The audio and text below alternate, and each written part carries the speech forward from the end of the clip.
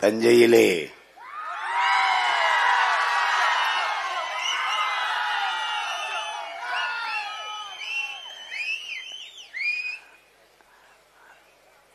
நாம் தமிழர் கட்சி நடத்துகின்ற இந்த தண்ணீர் மாநாட்டிற்கு உணர்வு எழுச்சியோடு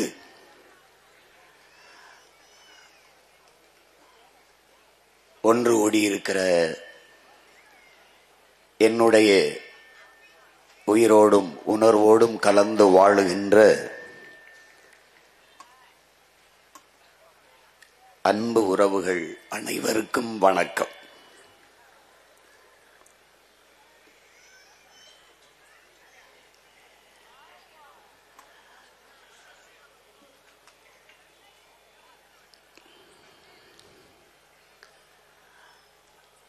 கர்நாடக மாநிலத்தில் பிறந்து 114 ஆண்டுகள் வாழ்ந்து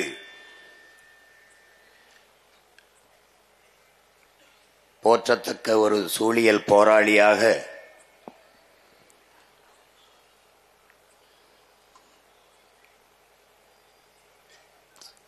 தான் பிறந்த மண்ணுக்கு நன்றி கடனாக பல்லாயிரக்கணக்கான மரங்களை நட்டு வைத்து வளர்த்த மகத்தான மகள் சாலுமரதா திம்மக்கா அவர்களுக்கு பெருமிதத்தோடு நம்முடைய புகழ் வணக்கத்தை செலுத்துவோம்.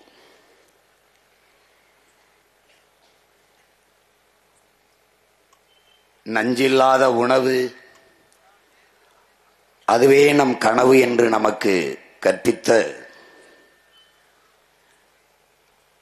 நம்முடைய பெரிய தகப்பன்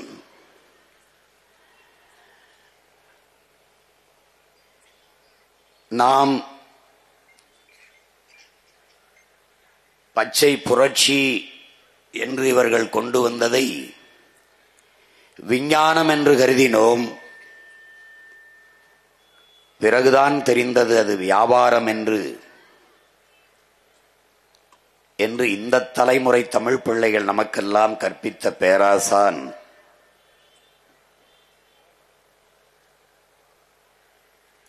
இந்திய நெல் ஆராய்ச்சி கழகத்தினுடைய தலைவர்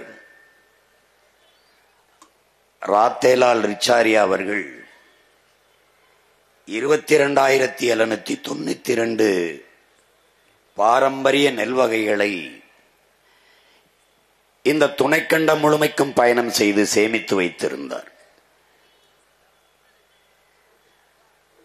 அந்த நெல் வகைகளை எல்லாம் ஒரே நாளில் சின்சாண்டோ நிறுவனத்திற்கு எடுத்துக் கொடுத்த ஆட்சியாளர்கள் அன்றைய காங்கிரஸ் கட்சியின் ஆட்சியாளர்கள்.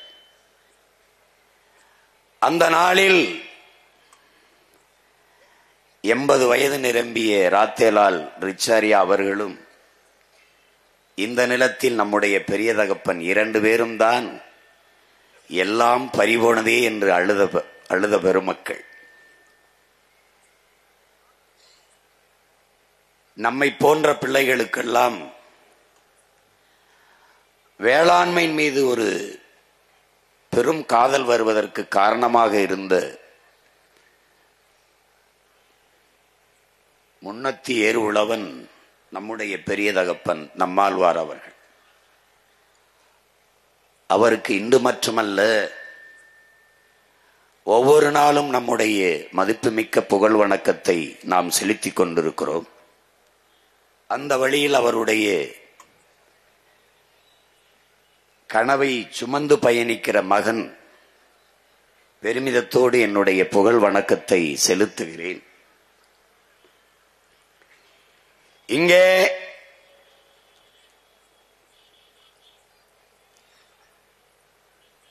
கல்லணை கட்டியே நம்முடைய வீர பெரும்பாட்டன் கரிகால் பெருவளத்தை பற்றிய காலொனியை எல்லோரும் பார்த்தீர்கள்.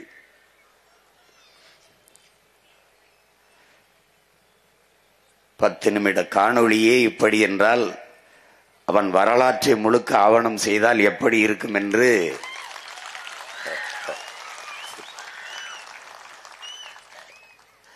செய்யாது அவன் பேரன் விட்டு விட்டு சென்று விடுவேனா என்ன?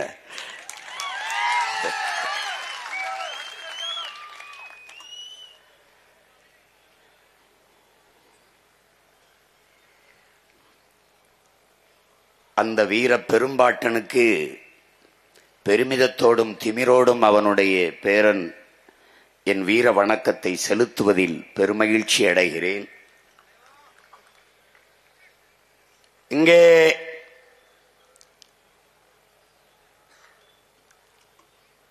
நாம் தமிழர் கட்சியில் இருப்பவர்கள் அதை முன்னெடுத்து செல்லுகிற நான் உட்பட எல்லோரும் ஒரு பைத்தியங்கள் போல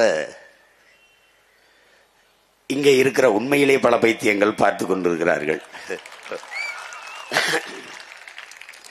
நாங்கள் பைத்தியங்கள் அல்ல, பைத்தியமா திரிகிறவர்களுக்கு வைத்தியம் பார்க்க வந்த வைத்தியர்கள் என்பதை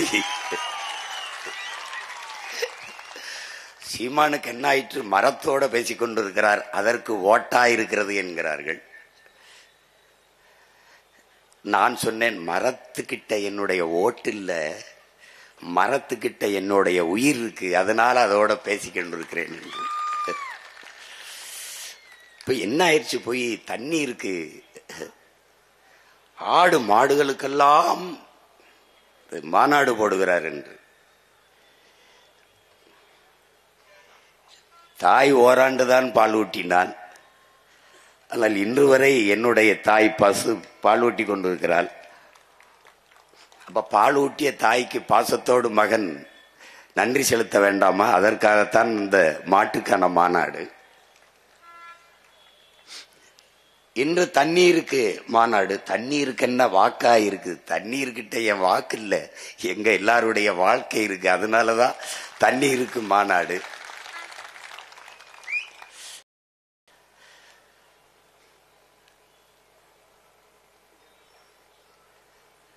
நாம் என்ன செய்கிறோம் என்பதை அவர்களுக்கு புரியவில்லை. நான் என் தம்பி தங்கைகள்கிட்ட சொன்னேன், நான் போட்டி அவருக்கும் அம்மே, அவருக்கும் அம்மே அப்படின்னு. எங்களுக்கு no competition in the world. யாருமே எங்களுக்கு இந்த உலகத்துல போட்டி இல்லை. நாங்கள் எடுத்து வைக்கிற அரசியலுக்கு அருகில் வரவே இவர்களுக்கு இன்னும் 600 நூற்றாண்டுகளுக்கு மேலாகும்.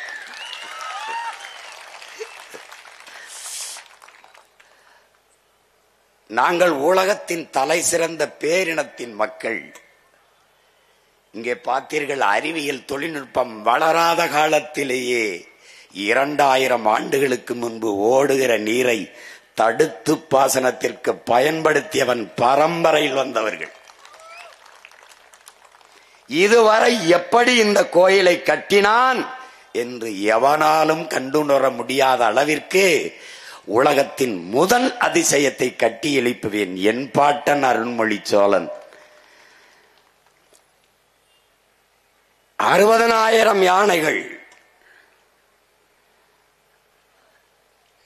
அந்த யானைகளுக்கு உணவு, அதை பராமரிக்க பாகன், அந்த யானைகளின் மீது நின்று போர் செய்ய போர் வீரர்கள், அவர்களுக்கு உணவு பயிற்சி. இந்த 60,000 யானைகளையும் கப்பலில் ஏற்றி கொண்டு போய் பல்வேறு நிலப்பரப்புகளை வென்றிருக்கான் என் பாட்டன் அரசேந்திரன். சண்டையே போட கிடையாது.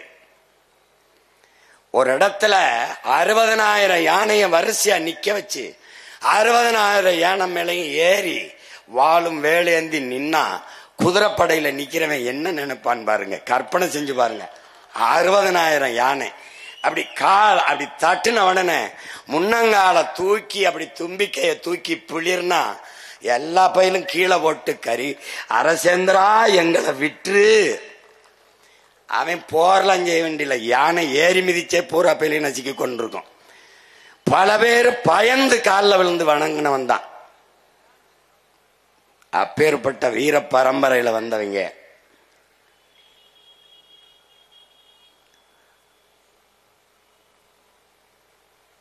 நாங்கள் இந்த நிலத்திலே இருந்த ஐயா மாண்புமிக்க கருணாநிதி அவர்கள், ஐயா எம்ஜிஆர் அவர்கள், அம்மையார் ஜெயலலிதா அவர்களை பார்த்து அரசியல் செய்ய வந்தவர்கள் அல்ல. என் இனத்தின் பரம்பரை வீரத்தை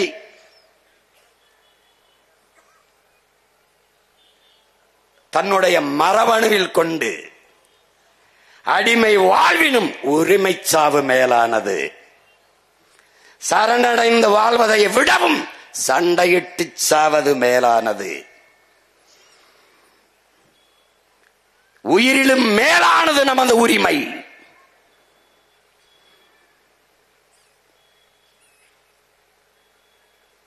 போராடினாலும் சாவோம், போராடாவிட்டாலும் சாவோம். ஆனால் போராடினால் ஒருவேளை வாழ்வதற்கு வாய்ப்புண்டு. அதனால் போராடி சாவோம் என்று அடிமை தமிழினத்தின் உரிமைக்காக களத்திலே பாய்ந்த மான மறவன், வீர புலிமறவன், விடுதலை புலி பிரபாகரனுடைய உடன் பிறந்த தம்பி தங்கைகளும் பிள்ளைகளும் நாங்கள். இந்த இனத்தில் பிறந்த ஒருவன்தான். நான் விழுந்தாலும் சரி, என் இனம் எழுந்தால் போதும். நான் செத்தாலும் சரி, என் இனம் வாழ்ந்தால் போதும் என்று நின்றவன் எங்கள் முன்னவன், எங்கள் தலைவன் பிரபாகரன் என்கிற பெருவீரன். அவன் விரல் நீட்டிய திசையில் விரைந்து செல்கிற மக்கள் அரசியல் புரட்சி படைதான் நாம் தமிழர் கட்சி. இது என் மக்களின் வாக்குக்கானது அல்ல, வாழ்க்கைக்கானது. இது என் மக்களின் ஓட்டுக்கானது அல்ல, நாங்கள் பிறந்த பெருமை மிக்க நாட்டுக்கானது. அதனால் தான் சொல்லுகிறோம், எங்கள் அரசியல் வேறு, உங்கள் அரசியல் வேறு. நீங்கள் எப்படியாவது என் மக்களை ஏமாற்ற வேண்டும் என்று நினைக்கிறீர்கள். நாங்கள் எப்படியாவது இந்த இழிநிலையில், இந்த கேவலப்பட்ட கேடுகட்ட வாழ்க்கை நிலையிலிருந்து என் மக்களின் வாழ்க்கை தரத்தை மாற்ற வேண்டும் என்று நினைக்கிறோம். எங்களுக்கு போட்டி எவரும் இல்லை.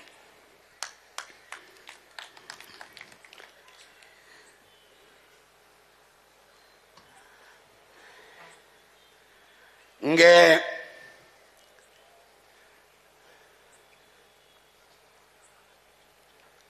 இந்த மாநாட்டை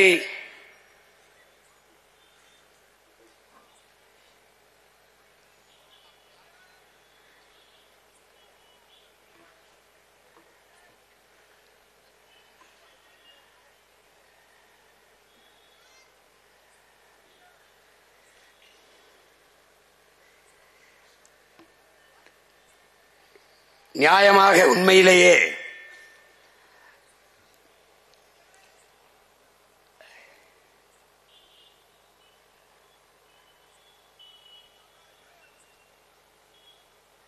நான் பிறந்த ராமநாதபுரம் சிவகங்கை மண்ணில்தான் நடத்தியிருக்க வேண்டும். காரணம்,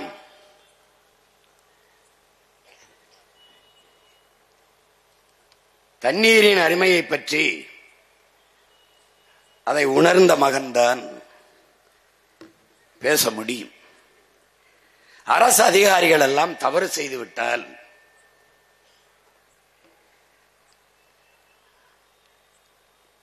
தண்ணில்லாத காட்டிற்கு பணியிடம் மாற்றுவார்கள். அது நான் பிறந்த மண்ணான ராமநாதபுரம் சிவகங்கைக்குத்தான் மாற்றுவார்கள். இன்றுதான் எனது மண் வறண்டு போனது. ஆனால் என்னுடைய வீர பெரும்பாட்டன் மருதுபாண்டியர்கள் ஆட்சியிலே உலகத்தின் சுவையான ஆரஞ்சு பழத்தை ஏற்றுமதி செய்திருக்கிறான் என்றால் எவ்வளவு வளமையான நாடாக என் நாடு இருந்திருக்கும் என்பதை அறிவார்ந்த தமிழ் சமூக சொந்தங்கள் அறிந்து கொள்ள முடியும். ஆனால் அதை விட்டுவிட்டு தஞ்சை நிலத்திலே வந்து இந்த தண்ணீர் மாநாட்டை சீமான் போடுவதற்கு காரணம், இந்த இனத்திலே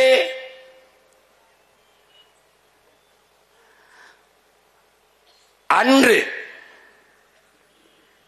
ஒரு கரிகாலன் எங்கள் மன்னன், இன்று ஒரு கரிகாலன் எங்கள் அண்ணன், இருவரும் ஒரே குடி தமிழ் குடி, இருவருக்கும் ஒரே குடி ஒரே கொடி புலிக்கொடி. எங்களுடைய விடுதலை பாவலர் பாசத்திற்குரிய எங்கள் அண்ணன் அறிவுமதி அவர்கள் எழுதிய கவிதை வரிகள். அந்த பாட்டன்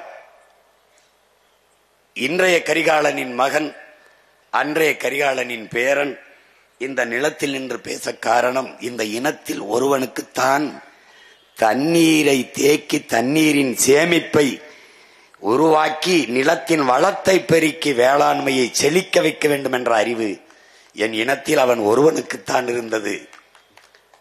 அறிவார்ந்த பெருமக்களே, அதனால்தான் என் அருமை பாட்டன் கரிகாலன் திருமாவளவன் என்றும் கரிகால் பெரு வளத்தான் என்றும் இன்று வரை தமிழின மக்களால் போற்றப்படுகிறான் என்றால் அதனால்தான் அவன் போற்றப்படுகிறான். அவன் ஒரு பேரணை கட்டி இருக்கலாம் காவிரியை தடுத்து, ஆனால் அவன் செய்யவில்லை. அணையை கட்டி நீரை தடுப்பது என்பது இயற்கைக்கு முரணானது. ஏனால் நதி என்பது பூமி தாயின் இரத்த நாளங்கள். எவ்விடத்தே இருந்து நமக்கு மழை வந்தது? சூரியன் தந்தை கடல் தாய் இருவரின் இயற்கை புணர்ச்சியில் நீராவியாகி மேலே குளிர்ந்து போய் மேகமாகி மழையாக பொழிந்து நமக்கு நீர் வந்தது. திருப்பி தாயிடத்திலேயே பிள்ளையை சேர விடுவது இயற்கை. அப்படி நதியை உங்களுக்கு வேண்டிய தண்ணீரை தேக்கிக் கொண்டு மறுபடியும் தாயிடத்திலே சேர விட வேண்டும். அதுதான் இயற்கையின் விதி. அதை 2000 ஆண்டுகளுக்கு முன்பு உலகில் செய்த ஒரே ஒருவன் என்னுடைய பாட்டன் கரிகால் பெருவளத்தான் மட்டும்தான். அவன் நினைத்திருந்தால் இன்று காவிரியிலே பேரணை கட்டி நமக்கு தண்ணி தர மறுப்பது போல அவன் ஒரு பேரணையை கட்டியிருக்கலாம். அன்னைக்கு கர்நாடகாங்கிற ஒரு நாடும் இல்லை, கன்னடம்ங்கிற மொழியும் இல்லை. ஆனால் அவன் தடுப்பணை தான் கட்டினான். அது என்ன மாதிரி நீர் மேலாண்மை? ஒரு பசுமாட்டிடம் கண்ணுக்குட்டியை பால் குடிக்க விடுவோம். பசு தன் கண்ணுக்குட்டிக்கு பால் கறக்கிறோம் என்றுதான் கறக்கிறது. அது திரும்பி பார்க்க விடாமல் அதற்கு முன்னாடி வைக்கோலை போடுவோம், புல்லை போடுவோம், அது தின்று கொண்டு இருக்கும்.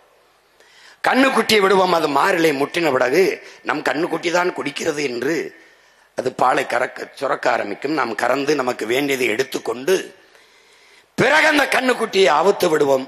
கொஞ்சம் மாறுகளை பாலை மிச்சம் வைத்து விட்டு கண்ணுக்குட்டிக்கு.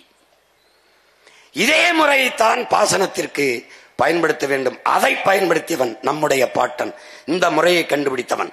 இங்கே ஓடி வருகிற நதியை தனக்கு வேண்டிய அளவுக்கு ஆறு, ஏரி, குளம், குட்டை, கம்மாய், இந்த தாங்கள் ஏந்த இப்படி நீரை தேக்கிக் கொண்டு மறுபடி கண்ணுக்குட்டி தாயிடத்திலே பால் குடிக்க விட்டதை போல நதியை தாய் கடலிடத்திலே, கடலம்மாவிடத்திலே சேரவிட வேண்டும். அப்படி தனக்கு வேண்டிய நீரை பேரணை கட்டி தேக்கிக் கொள்ளாமல் ஒரு தடுப்பணை கட்டி தேக்கி அதை மேலேறி தனக்கு தேவை போக மீதியை தாயிடத்திலே ஒப்படைத்தவன் நம்முடைய பாட்டன் கரிகால் பெருவளச்சோழன்.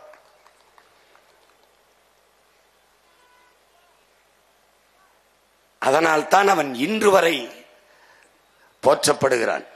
நம்முடைய ஆட்சியில் வரும்போது கூட பேரணை கட்ட மாட்டோம், தடுப்பணை தான் கட்டுவோம் என்பதை நாம் முடிவு செய்திருக்க காரணம் அதுதான். அந்த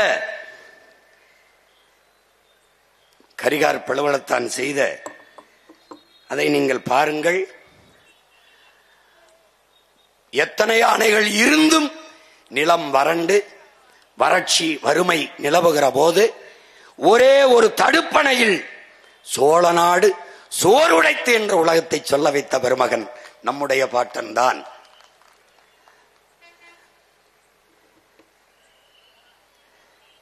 இங்கே பேரணை கட்டினால் அந்த இடத்திலே நதி நீர் தேங்கிவிடும்.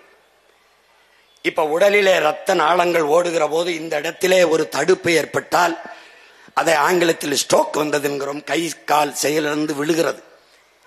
அப்படி ஓடுகிற பூமியின் ரத்த நாளங்களாக நதியை குறுக்கே மறைத்து தடுத்து விட்டால் அந்த இடத்திலே நீர் தேங்கிவிடும். அந்த இடத்தில் மட்டும் நிலத்தடி நீர் உயரும். அங்கு வாழ்கிற உயிரினங்கள் மட்டும் பயன்பெறும். ஆனால் மொத்தமாக நதி வறண்டு போகும். அதை நம்பி வாழ்ந்திருந்த உயிரினங்கள் செத்து போகும். பண்ணை, தென்னை, பூச்சி, வண்டு, யானை, புலி, கரடி, சிங்கம், வேளாண் குடிமக்கள் எல்லாம் பாதிக்கப்பட்டு விடுவார்கள். ஆனால் அந்த தவறை நம்முடைய பாட்டன் செய்யவில்லை. அவன் அணையை கட்டியிருக்கிற முறையை பாருங்கள், எப்படி கட்டி பிரிச்சிருக்கான் பாருங்க. அப்படிப்பட்ட தொழில்நுட்பத்தை நம்முடைய மூதாதையவர்கள் கடைபிடித்து கல்லணையை கட்டி 2000 ஆண்டுகளுக்கு முன்பு கட்டி நமக்கு அருங்கொடையாக தந்து சென்றிருக்கிறான். அவனுடைய நிலத்தில் நின்று இந்த பேரன் பேச காரணம், தண்ணீரின் அருமை குறித்து, தண்ணீரின் அருமை தெரிந்து கல்லணை கட்டி தந்த என் பாட்டன் காலடிபட்டு நடந்த தஞ்சை மண்ணில் நின்று தண்ணீரை பற்றி பேச வேண்டும் என்று முடிவெடுத்தேன். அதுவும் அவன் கல்லணை கட்டிய திசையில் நின்று பேச வேண்டும் என்று அவனுக்கு நன்றி சொல்லி என்னுடைய வீர வணக்கத்தை செலுத்தி நின்று பேச வேண்டும் என்று நினைத்தேன். அதனால் இந்த நிலத்தில் நின்று பேசுகிறேன். அன்று முப்போகம் விளைந்த தஞ்சை விளைந்தால் தமிழ்நாட்டில் பஞ்சமில்லை, தமிழ்நாடு விளைந்தால் இந்திய துணைக்கண்டத்தில் பஞ்சமில்லை, பசி இல்லை. ஆனால் இன்று தஞ்சை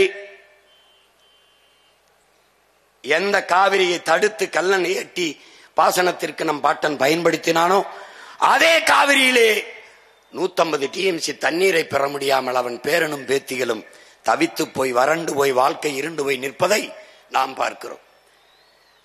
450 TMC 500 TMC தண்ணி வந்து கொண்டிருந்த காலத்தில் இன்றைக்கு 150 TMCக்கு 60-70 TMC. அதைத்தான் நம்முடைய அப்பா நல்லகண்ண அவர்கள், நல்லுசாமி அவர்கள் சொல்லுகிறார்கள். ஒவ்வொரு நாளும் எங்களுக்கு விநியோகம் செய்ய வேண்டும், நீரை பிரித்து தர வேண்டும் என்று. என் நீர் என்னுடைய உரிமை, தமிழ் தேசியத்தின் அடிப்படை உரிமை. அதை தர மறுக்கிறது கர்நாடகா, பெற்றுத்தராமல் வேடிக்கை பார்க்கிறது இந்த ஆட்சியாளர்களில். இந்திய நாட்டை ஆண்டு கொண்டிருக்கிற இந்த கட்சிகள் ஆட்சி. இதற்கு காரணம் என்னவென்பதை அறிவார்ந்த தமிழ் சமூக தம்பிதங்கைகள், என் உயிரினுமிலே உடன் பிறந்தார்கள் தெரிந்து கொள்ள வேண்டும். இங்கே முப்போகம் விளைந்த நிலம் வறண்டு இன்னைக்கு ஒரு போகம் விளைவதற்கு கூட தண்ணீருக்கு ஊரான்ட்டே கையேந்திர நிலைமைக்கு நிற்க காரணம், இந்த இடத்திலே பாருங்கள், காவிரியிலே தொடர்ச்சியாக தண்ணீர் வந்து கொண்டிருந்தால் ஆற்று மணலை அள்ளி விற்க முடியாது. வளத்தை எப்படி அள்ளி விற்கிறான் பார். தண்ணி தொடர்ச்சியாக வந்து கொண்டிருந்தால் ஒரு இடத்துல மண் இருக்கா பாரு, மணலை அள்ளிட்டதுனால மண்ணு வந்துருச்சு. மண்ணு வந்துட்டதுனால செடி கொடி மரம் முளைச்சிருச்சு. ஆத்துக்குள்ள நடு ஆத்துல மரம் செடி கொடி முளைக்காது, 2 பக்கம் கரையில தான் நாதனம் முளைக்கும். ஆனால் மணலை அள்ளி விட்டால், மண் வந்து விட்டால் அங்கே மரம் செடி கொடி முளைச்சிரும், ஆறு செத்துரும். தம்பி ஹுமாயூன் சொன்னார் பாருங்க, 3 அடிதான் அல்ல வேண்டும், ஆனால் 30 அடிக்கு இரும்பு கை கொண்டான் போக்கலேன் எந்திரம் கொண்டு அல்ல அனுமதித்தவன் இந்த ஆட்சியாளர். ஏரி குளத்தை வெட்ட சொல்லுகிறோம், வெட்டினான் ஆற்றுக்குள்ளே. ஆற்று நீரை தேக்க அங்கே ஏரி குளத்தை வெட்டணும், அவன் ஆற்றுக்குள்ளே வெட்டிட்டான் பார். எதற்கு இந்த குழி சீமான், என்னை தூக்கி இதிலே போட்டு புதை என்று அவன் சொல்லுகிறான்.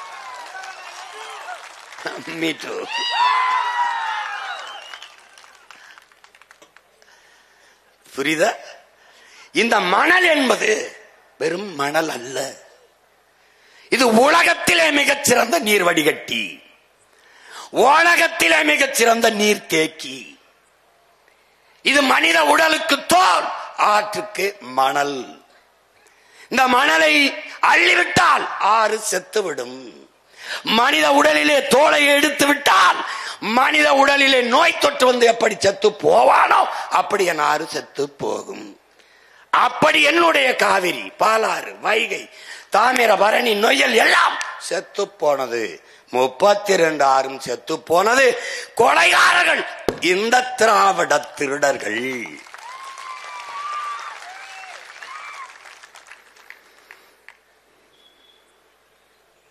புரியுதுன்னு நினைக்கிறேன். இதை விட பாடம் நடத்த இன்னொரு பேராசிரியர் வந்துதான் உனக்கு பிறந்துதான் வரணும். புரியுதுன்னு நினைக்கிறேன். இப்ப அந்த மண்ணள்ளி விற்கிறதுக்கு அவனுக்கு தண்ணி ஓடிக்கிட்டு இருந்துச்சுன்னா இந்த மாதிரி அள்ள முடியாது. அப்ப வள கொள்ளைக்கு அவன் தண்ணியை தர மறுக்கிறான்.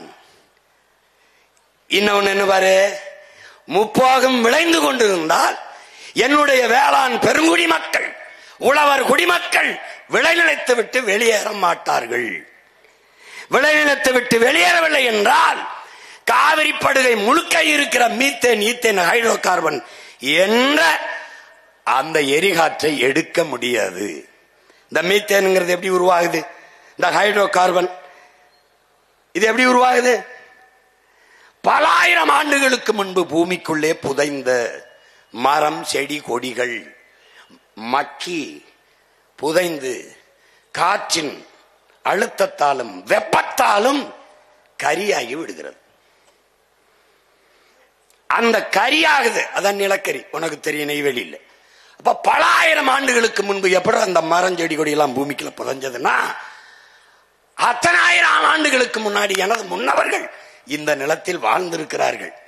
இன்னைக்கு கீழடியில தோண்டும் போது 2800 ஆண்டுக்கு முன்னாடி தமிழ் இங்க வாழ்ந்திருக்கான்னு ஒரு அடையாளம் வருது இல்ல? அப்படி பூமிக்குள் தோண்டும் போது என் முன்னவர்கள் வாழ்ந்த இடத்திலே புதைந்த மரம், செடி, கொடி எல்லாம் இன்னைக்கு மக்கி மக்கி கரியாகி நிக்குது. அந்த கரிக்கு வெடிப்பு இருக்கு. இந்த கறிக்கடையில வெடிப்புக்குள்ளே ஒரு காற்று இருக்கு. அந்த காற்று தான் இந்த மீத்தேன் எரிகாற்று, ஹைட்ரோ கார்பன் என்கிற இந்த உயிர் வலி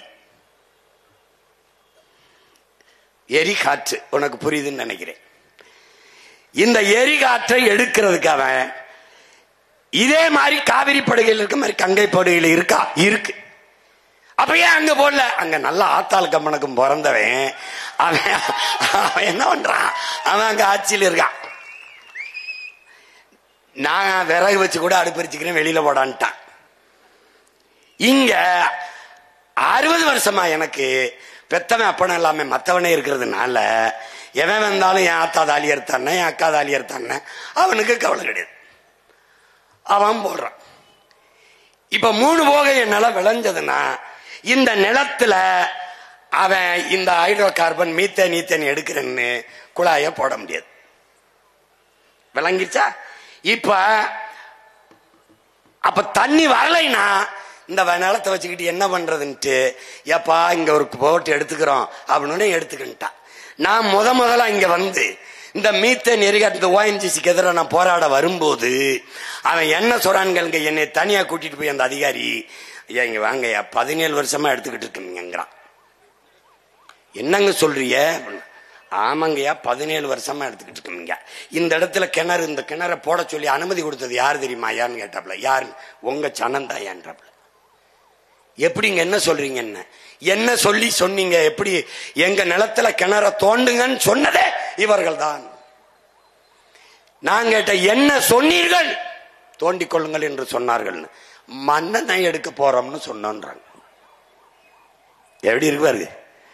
மண்ணெண்ணெய் எடுக்க போறோம் என்று சொன்னதால் மண்ணெண்ணெய் தானே, சீமெண்ணெய் தானே எடுக்க போறான், எடுத்துட்டு போட்டும், என் நிலத்துல போட்டுக்கன்னா. அப்புறமா தான் தெரியுது அவன் எரிகாற்றை எடுக்கிறான். திடீர்னு தீப்பிடிச்சு எரியும் போதான் தெரியுது, அட பாவிகளான்னு அன்னைக்கு தான் தெரியுது. புரியுதா? இப்போ இந்த விளைநிலத்தை விட்டு வெளியேற்ற வேண்டிய தேவை இந்த ஆட்சியாளர்களுக்கு இருக்கு. பெரும் முதலாளிகளின் வள வேட்டைக்கு இந்த தரக அதிகாரங்கள் கைக்கூலிகளாக இருந்து வேலை பார்த்து எனக்கு காவிரியில் தண்ணி பெற்று தராமல் என் நிலத்தை வறண்ட நிலமாக்கி விளைநிலத்தை விட்டு வேளாண் குடிமக்களை வெளியேற்றி வள வேட்டைக்காடாக முப்போகம் விளைந்த தஞ்சை நிலத்தை தரிசு நிலமாக மாற்றி இருக்கிறார்கள். இதை எப்படி சரி செய்வான்? கரிகால் பெருவளத்தானின் பேரன் வருவேன், தண்ணீரின் தேவையில் தண்ணீரை அடைந்து எவனிடத்திலும் கை நீட்டாது என் அருமை பெரும்பாட்டன் அரசேந்திரன் வெட்டி கட்டிய வீராணம் ஏரியை தூர்வாரி 16 கிலோமீட்டர் என் மண் ராமேஸ்வரத்தில் இருந்த தலைமன்னாருக்கு கடலின் குறுக்கு பரப்பளவு 16 கிலோமீட்டர். அப்படி என்றால் சிறிய கடலை ஏரியாக வெட்டியவன் என் பாட்டன் அரசேந்திரன். அந்த ஏரியை தூர்வாரி நீரை தேக்கி பெரும் குழாயின் மூலமாக இதே காவிரி படுகையில் கரிகாலன் பேரன் கொண்டாந்து ஊத்துவேன். மறுபடி என் நிலத்தை வளமான நிலமாக மாற்றுவேன்.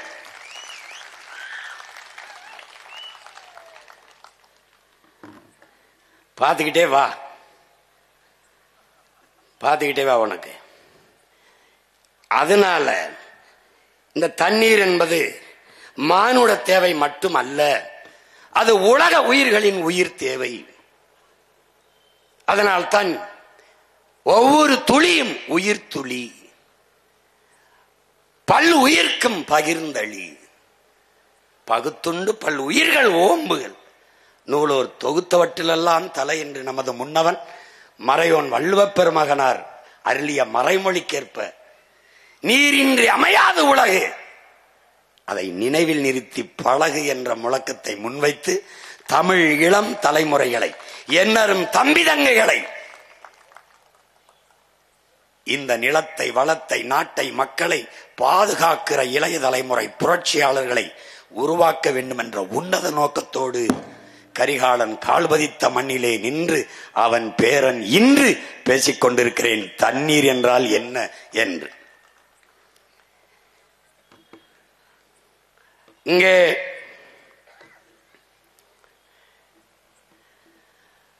தண்ணீரை பற்றி அறிஞர் பெருமக்கள் பல்வேறு பேர் கூறியிருந்தாலும் எல்லாவற்றுக்கும் முன்னவன் எங்கள் மறையோன் வள்ளுவ பெருமகனார் நீரின்றி அமையாது உலகனின் யார் யாருக்கும் வானின்றி அமையாது ஒழுக்கு. நீர் இல்லாம உலகத்துல ஒண்ணுங்கிறது ஒரு உயிரும் இல்லை. அது இல்லை என்றால் மனிதனில் ஒழுங்கு கூட ஒழுக்கம் கூட ஒழுங்கற்று போகும்னு பாடுறாப்ல. வானின்று உலகம் வழங்கி வருவதால் தான் அமிர்தம் என்றுரைப்பாற்றுன்னு சொல்றான். வானத்திலிருந்து மழை பொழிவினால்தான் இந்த உயிர்கள் எல்லாம் இருக்கு. அதனால்தான் அதை அமிழ்தம் என்று மழையை சொல்றோம்ங்கிறான்.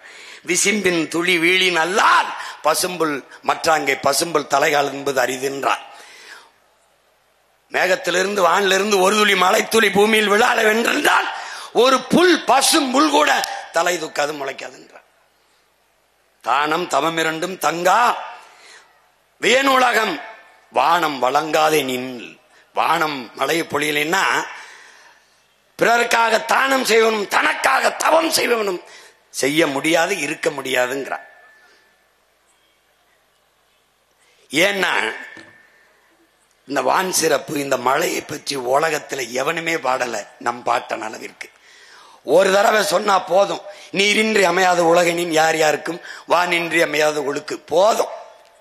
ஆனா இந்த பய மக்களுக்கு திரும்ப திரும்ப சொல்ல முடியாது. ஒன்னையும் 10 தடவை பாடியிருக்காப்ல. ஆனாலும் இவனுக்கு அது மண்டையில ஏறல.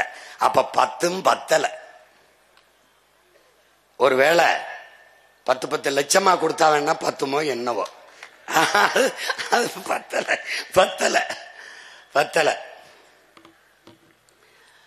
துப்பாருக்கு துப்பாய துப்பாக்கு, துப்பாருக்கு துப்பாய தூவுமலை நம்முடைய அப்பா நல்லுசாமி கூட சொன்னாங்க. அதாவது சாப்பிடுவதற்கு உண்பதற்கு உணவையும் குடிப்பதற்கு நீரையும் தருவது மழைதான். எப்படி பாருங்க, மணி நீரும் மண்ணும் மலையும் அணிநிலர் காடும் உடையது அரண்.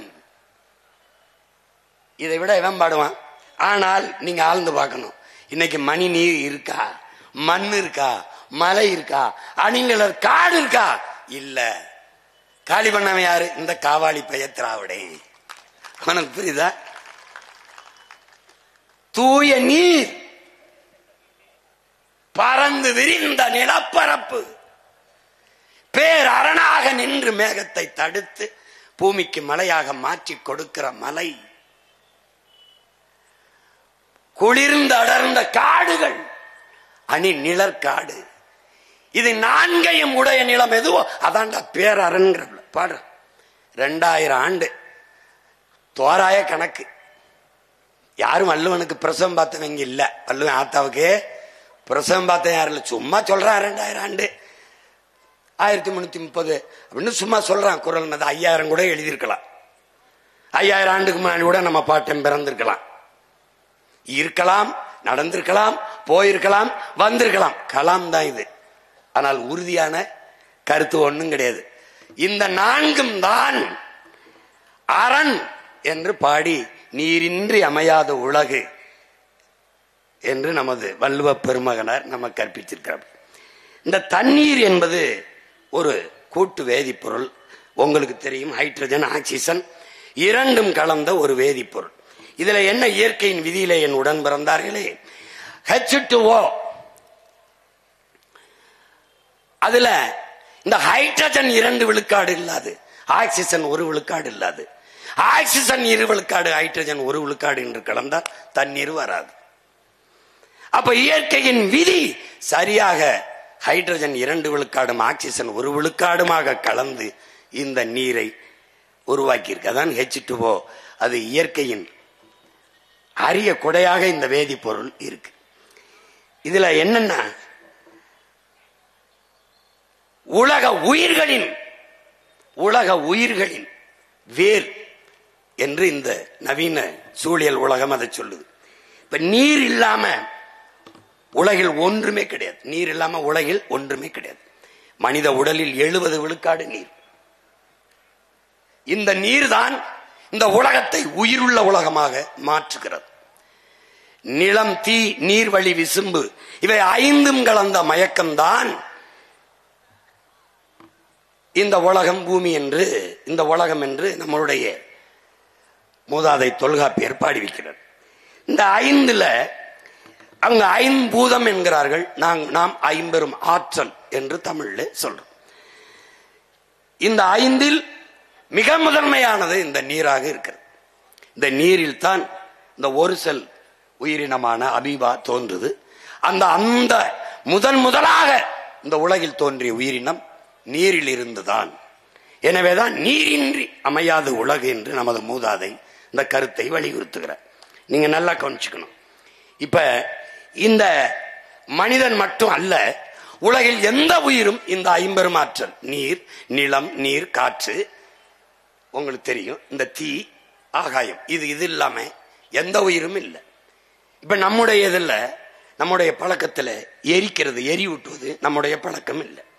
நமக்கு உயிர் போகிற போது நீர் முதல்ல வெளியேறிடுது. அப்ப நீர் போனோன்னா உடம்பு குளிர்ந்துரும், காற்று போயிருது, வெப்பம் தணிஞ்சிருது, உடம்புல நெருப்பு போயிருது. எல்லாம் போன பிறகு கடைசி என்ன இருக்கு? மண், நிலம். அதனால பூமியில தோண்டி நிலத்துல போட்டு புதைச்சிறதான் தமிழர் மரபு. இப்ப இந்த 50 ஆற்றல் இல்லாத மனித உயிர்கள் அல்ல, உலகில் எவ்வுயிரும் இல்லை என்பதை அறிவார்ந்த தமிழ் சமூக தம்பிதங்கைகள் அறிந்து கொள்ள வேண்டும். அதுலதான் தண்ணீர் இல்லாமல் உலகில் எந்த உயிரும் இல்லை. தண்ணீருக்கென்று தனித்த உயிர் இல்லை. ஆனால் தண்ணீருக்குள்ளே பல லட்சக்கணக்கான உயிர்கள் இருக்கிறது என்பதை புரிந்து கொள்ளணும். அந்த தண்ணீர் இல்லாமல் உலகில் எந்த உயிரும் இல்லை. உலக உயிர்களை தண்ணீரிலிருந்து நீங்கள் பிரிக்க முடியாது. எப்படி? இந்த இருக்குல்ல, இந்த இயக்கி தண்ணீர் இல்லாம கண்டுபிடிக்கல, இந்த ஒளிபெருக்கி தண்ணீர் இல்லாம இல்ல, இந்த கட்டடம் தண்ணீர் இல்லாம கட்ட முடியாது, கல்லணை கட்டிருக்கான் பாட்டேன் தண்ணீர் இல்லாம கட்ட முடியாது. எது ஒன்றும் தண்ணீர் இல்லாம இல்ல. கடைசியா சாராயம் குடிக்கிறான்ல, சாராயம் கூட தண்ணீர் இல்லாம இல்ல. எல்லாமே தண்ணி தான், எல்லாமே. அதனாலதான் தண்ணீர் இல்லாமல் ஒன்றும் இல்லை. அதை என் அன்பு சொந்தங்கள், என் அருமை உடன் பிறந்தார்கள் கற்றுக்கொள்ளணும். உயிர் உருவாவதற்கும் உயிர் வாழ்வதற்கும் அழிவதற்கும் நீர்தான் காரணமா இருக்கு. எனவே உலக உயிர்களின் ஆதாரமாக, அடிப்படை வாழ்வாதாரமாக நீர் இருக்கிறது. உடலிலே இருக்கிற வெப்பநிலையை சமப்படுத்துவதற்கும் ஊட்டச்சத்துக்களை கடத்துவதற்குமான உயிர்காரணியாக இந்த நீர் இருக்கிறது என்பதை அறிவார்ந்த தமிழ் சமூக தம்பிதங்கைகள் புரிந்து கொள்ள வேண்டும். வேளாண்மை செய்வதற்கும் தொழிற்சாலைகளை நிறுவி வளர்ப்பதற்கும் எல்லாவற்றுக்கும் நீர் முதன்மையான காரணியாக இருப்பதால் தான் நீரின்றி அமையாது உலகு எனின் யார் யாருக்கும் வானின்றி அமையாது ஒழுக்கு என்ற ஆகச்சிறந்த மறைமொழியை நம்முடைய மூதாதை வள்ளுவ பெருமகனார் நமக்கு பகுத்து வகுத்து தந்திருக்கிறார் என்பதை என்னிலும் இளைய என் தம்பிதங்கைகள் புரிந்து கொள்ள வேண்டும். இப்போது உலகிலே 800 கோடி மக்கள் தொகை உலகெங்கும் பரவி வாழ்கிறார். இந்த 800 கோடி மக்களில் 100 கோடி மக்களுக்குத்தான் தண்ணீர் இருக்கிறது. இது நம்முடைய அறிவியலின் பேரடையாளமாக இருக்கிற ஐயா அப்துல் கலாம் அவர்கள் 100 கோடி மக்களுக்குத்தான் தண்ணீர் இருக்கிறது. அப்ப மீதி 700 கோடி மக்களினுடைய நிலை என்ன? 70 விழுக்காடு நீர் இருந்தும் 2 விழுக்காடு தான் குடிநீர் இருக்கிறது. அப்ப இந்த 2 விழுக்காட்டு குடிநீரை 10 விழுக்காடு 20 விழுக்காடாக உயர்த்துவது எப்படி என்று சிந்திக்காது அதை விற்றால் நன்றாக சம்பாதிக்க முடியும் என்று சிந்தித்த மூளைதான் உலக உயிர்களுக்கு செய்த பெருந்துரோக சிந்தனை. அது எப்படா பெருக்கிறதுன்னு எந்த தலைவனும் யோசிக்கல. வித்தா நல்லா சம்பாதிக்கலாம். ஏன்? தண்ணீர் தவிர்க்க முடியாத உயிர் தேவை. கல்வி எப்படி, மருத்துவம் எப்படி, மின்சாரம் எப்படி, அதை விட தண்ணீர். குளிக்காமல் ஒரு வாரம் இருக்க முடியும், தண்ணீர் குடிக்காமல் எவ்வளவு நாள் இருக்க முடியும். அதனால் உயிராகாரமாக உயிர் தேவையாக இருக்கிற நீரை சந்தையாக்கினால் தவிர்க்க முடியாத சந்தை செல்வத்தை குவிக்கலாம், வருவாயை பெருக்கலாம் என்று இந்த வியாபாரிகளின் மூளை சிந்தித்தது. ஏன் இந்த தண்ணீர் எப்படி விற்பனை பண்டமாச்சு? ஏன்னா உலகம் வர்த்தக மயமாகிவிட்டது. அறிவார்ந்த தமிழ் சமூக தம்பிதங்கைகளே, நமக்கு தண்ணீர் உயிர் தேவை. அதை விநியோகிப்பது, மக்களுக்கு தரமான தூய குடிநீரை கொடுப்பது அரசின் கடமை. இது சேவை. அறிவை வளர்க்கும் கல்வி மானுட உரிமை. அதை கொடுக்க வேண்டியது அரசின் கடமை.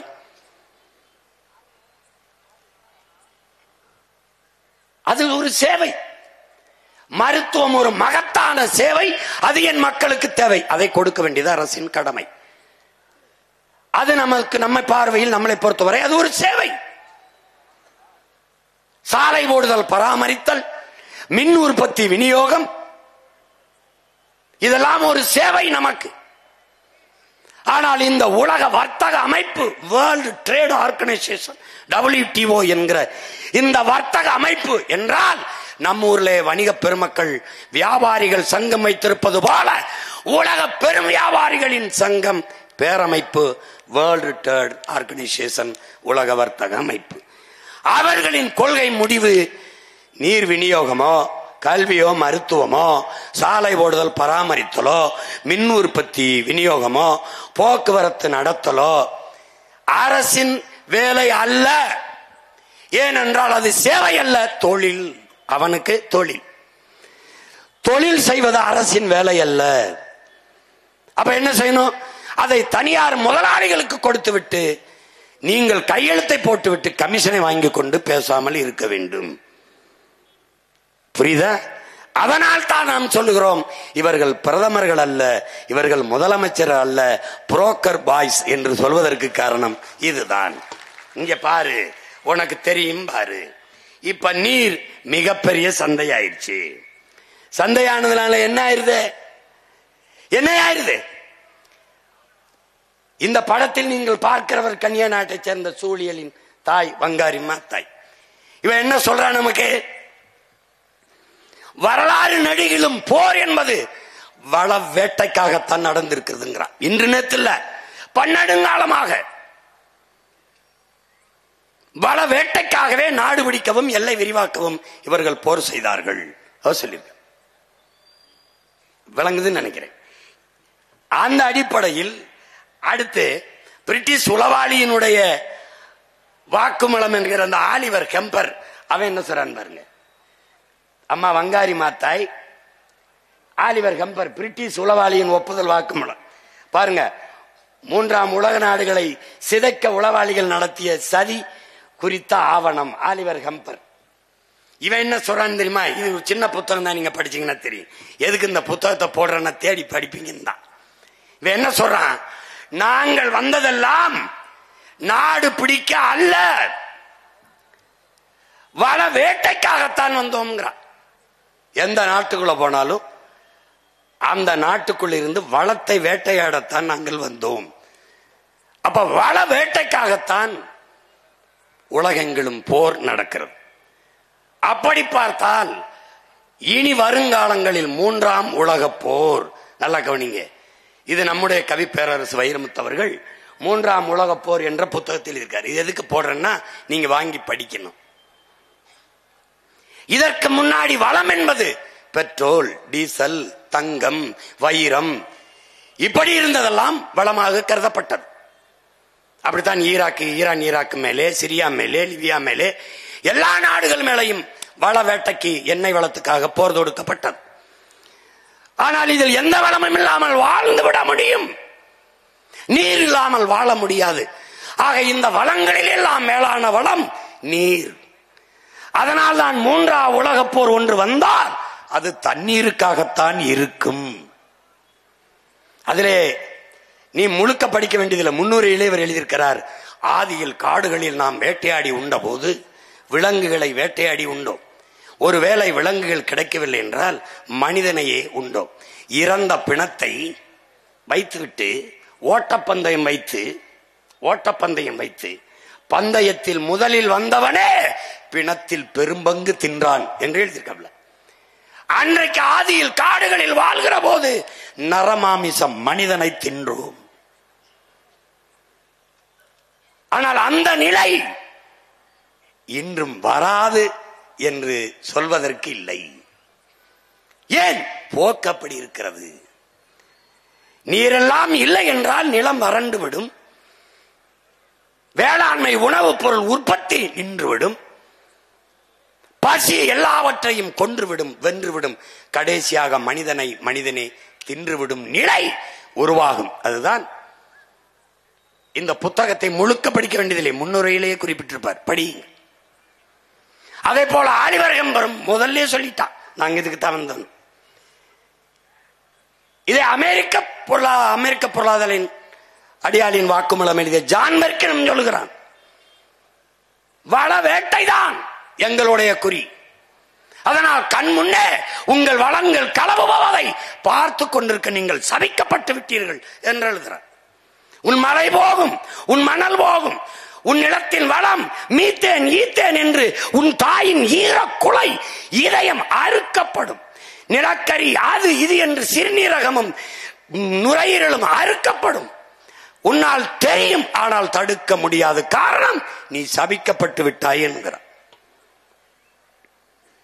அப்ப 3ஆம் உலக போர் தண்ணீருக்கானது. பொறுமையா பார்த்துக்கிட்டே வா பாரு, தண்ணீருக்கு தான் போர். இந்த பெட்ரோல், டீசல், தங்கம், இது எதுவில்லாமலும் வாழ்ந்துவிட முடியும், வாழ்ந்துவிட முடியும்.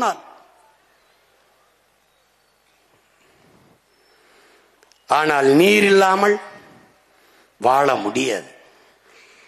அதனாலதான் சொல்றான், இவர் இன்னும் பாரு, நீருக்காகத்தான், நீர் வளத்துக்காகத்தான் இனி எதிர்காலத்தில் போர். இங்கே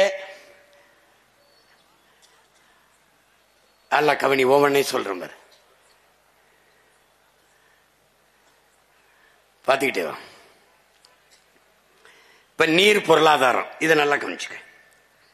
இந்த நீர் பொருளாதாரம் அதுல என்ன சொல்றான்னு பாத்தீங்கன்னா, இங்கிலாந்து பொருளாதார மேதை இந்த ஜான் ஆண்டனி ஆலன்கிறவன், இந்த நீர், இவன் தான் இந்த ஜான் ஆண்டனி ஆலன். இவன் என்ன சொல்றான்னா, இந்த ஆசிய நாடுகள் இருக்குல்ல, நம்ம இந்தியா, இந்த நாடுகள் இதெல்லாம் தான் தங்கத்தை, பணத்தை வைத்து பொருளாதாரத்தை மதிப்பிடுது. எந்த நாடு அதிக தங்கம் வைத்திருக்கிறதோ அந்த நாடு பணக்கார நாடு என்று கணக்கிடுது. ஆனால் ஐரோப்பிய நாடுகள் நீரை வைத்து, எந்த நாடு நீரை அதிகமாக வைத்திருக்கிறதோ அந்த நாடுதான் உலகத்திலே பொருளாதாரத்தில் மேம்பட்ட நாடு என்று அவன் சொல்றான். அப்ப ஐரோப்பிய நாடுகள் எல்லாம் நீர் பொருளாதாரத்திற்கு வந்துருச்சுங்கிறான். அதுக்கு சான்று சொல்றான் இந்த பிரான்ஸ்.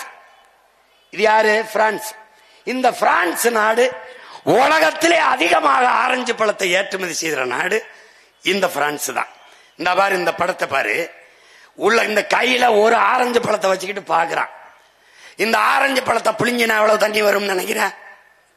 அரை கோவலை வரும். ஆனால் இது விளைஞ்சு கைக்கு வர 50 லிட்டர் தண்ணீரை குடிக்குது. அப்ப யோசிக்கிறான். என்ன யோசிக்கிறான்? ஆரஞ்சு பழம் விளைய வைக்கிறத நிப்பாட்டு. ஏன்? நிலத்தின் வளம் முழுக்க போகிறது, கண்ணுக்கு தெரியாமல் களவு போகிறது. இதைத்தான் மறை நீர், வெர்ச்சுவல் வாட்டர் என்று சொல்கிறார்கள். அதை நம்முடைய ஐயா நக்கீரன் அவர்கள் மறைநீர் என்றும் நீரெழுத்தென்றும் எழுதியிருக்கிறார். அந்த புத்தகங்களை என்னுடைய தம்பி தங்கைகள் வாங்கி படிக்கணும். பாருங்க, இந்த ஆரஞ்சு பழத்தை அவன் நிறுத்துறான்ட்டான். சீனா என்ன செய்து பன்னிக்கறியை விரும்பி சாப்பிடுது. அந்த நாட்டில் விருப்ப உணவு அந்த மக்களுக்கு. இந்த ஒரு கிலோ பன்றி கறி இறைச்சி சாப்பாட்டு மேசைக்கு வர பாரு, பயந்துருவ பாரு. 1 கிலோ பன்றிக்கறி சாப்பாட்டுக்கு 6000 லிட்டர் தேவைப்படுது. 1 கிலோ மேசையில வந்து இப்படி வைக்க 6000 லிட்டர் தண்ணீர் தேவைப்படுது. எப்படி எப்படி எப்படி இருக்கு பாரு. அவன் என்ன பண்றான்? பன்றி கறியை வளர்க்கறது, திங்கிறத நிப்பாட்டவனா, வளர்க்கறத நிப்பாட்டுறான்றான். அப்ப என்ன செய்யலாம்? நமக்கு பன்றிக்கறிக்கு இறக்குமதி செஞ்சுக்கிடுவோம். எந்த நாடு எப்படியா போகட்டும், என் நாட்டு நீர்வளத்தை காப்பாத்து நினைக்கிறான். ஏன்? அவன் நான் முதல்ல சொன்ன மாதிரி நல்லா ஆத்தல கப்பனுக்கு பிறந்துவன். இப்ப என்ன பண்றான் பாரு, உலகம் இந்த நாடுகள் பூரா நீர் பொருளாதார கொள்கைக்கு வந்துடுச்சு. அதனால இங்க பாரு, இந்த பாரு, இப்ப அமெரிக்காவை எடுத்துக்கிட்டியா, இவர் உலகத்துல எல்லா நாட்டுக்கும் ராணுவத்தை விற்பாரு, ராக்கெட்டை விற்பாரு, துப்பாக்கி விற்பாரு, பீரங்கி விற்பாரு, எல்லாம் விற்பாரு. ஆனால் சட்டி பணியை நம்மகிட்ட இருந்து வாங்குவார். இந்த பாரு, இங்க பாரு, திருப்பூர்ல இருந்தா சட்டி பணியை கொண்டு வராப்ல. ராக்கெட்டு விற்பாரு, அதுக்கு உதிரிப்பாங்கெல்லாம் விற்பாரு எஜமா. ஆனா ஜட்டி பணியன நம்ம ஊர்ல இருந்து கொண்டு வராப்ல. காரணங்கள் 2500 லிட்டர் தேவைப்படுதுரா ஒரு ஜட்டி. தாய் ஒரு ஜட்டிக்குடா.